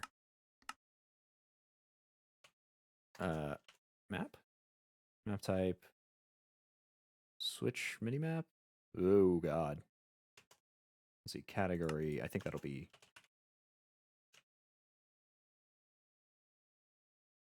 hide show full screen map. Maybe that one. So J. Hey, there we go. So now we've actually got a visual representation of everything. Oh, and we actually got even all the markings that we put on that other map. So I think we'll get rid of some of these if we can. Oh my god. Oh, we can actually teleport to some of these. Okay. So where's Home Sweet Home? There it is. Still around. Wow, we've actually explored a lot more of this than I would have thought we had. So we've got a lot of markings to clear out here. Yeah, like a ton of them. But that's something we'll do next time. We did finally get to age 4, which means we have a whole new list here of new achievements and whatnot to go and earn. Where am I? We'll go deposit that plastic back in there, though it's probably filled up a little bit. See if you have mechanism pipes. Doesn't look like we do. We got balloons, but no pipes. We'll have to go do something about all of these Razor-esque light shows going off in the sky here. What's happened here? Oh, I've got 2 nether portals. Not sure about that one. It does make the sky look very alive. It does really make you feel like we've been around the place. Including, of course, those format error, here lies me spots where we've died before. But I'd say that was a pretty successful stream. We had created everything we needed to get to age 4. We also created the Steve's Carts distributor over there and fixed up our smeltery. So we have some basins all working at the same time and outputting in here. Oh, that's lovely. We've also figured out exactly that our Avitas mantle does not work, and that our method for increasing the purity of our crystals is also not working here. But we did get to age 4, so we have a lot more places here. We'll go and set the map here. We'll go and fix the map. Probably at the beginning of next time I'll look up how exactly that all works. But for this stream, I think we'll call that one a close. We are about a half hour over anyway. We got a little bit of philosophizing there when we were talking just about random objects while we were making all our cheese manually by hand, which was a bit of a pain. But we got our pizza back. Speaking of pizza, we should probably eat some of that. We are almost... we're actually, for some of them, we're over 90. We're almost back to having all 20 hearts that we can possibly get. But we'll go and come back to do more stuff. We'll see if we can fix that cargo distributor on top of Steve's Carts, see if we can replace that item router or fix it up next time. And that will be on Friday. I think it's Wednesday today, right? Yeah, it should be on Friday, 3 PST. That is when I will come back to do more of this stuff. We'll go and see how far we can get into age 4. It looks like there's a lot of new things here. It looks like we can... Well, yeah, we can actually get to the end here. So that'll be interesting. Go in the end, probably do lots more machinery stuff. Looks like the end is actually our critical path here. And it looks like the end of this era, we actually leave the planet. We launch off to the moon. But that'll be a long, long ways from now. And we'll try to enjoy the road while it lasts. Again, that'll be on Friday, 3 PST. That'll be when the next stream is. That'll be when we do all of that. If you're not just interested in the Sevtech Ages stuff, I will be back tomorrow, Thursday, 3 PST, same time, playing Sunless Sea, and we're moving towards the end of the captainship there. We're picking up a very devilish engine, I think, and we were probably going to get towards the end of that captain's lifespan, one way or another. I have been saying that for absolutely ages, so who knows where we're actually going to do, where we're actually going to head, what we're actually going to do. Probably just clear out a few more quest lines on the Sunless Sea, but that'll be tomorrow, 3 PST. I hope to see you guys at one of those 2 times, and if not, I hope you guys also get a lovely, lovely factory going. I hope you guys get a fantastic minimap so you can see every little spot that you've been and appreciate how far you've come. As for me, I'm going to call that a stream. Cheers, everybody.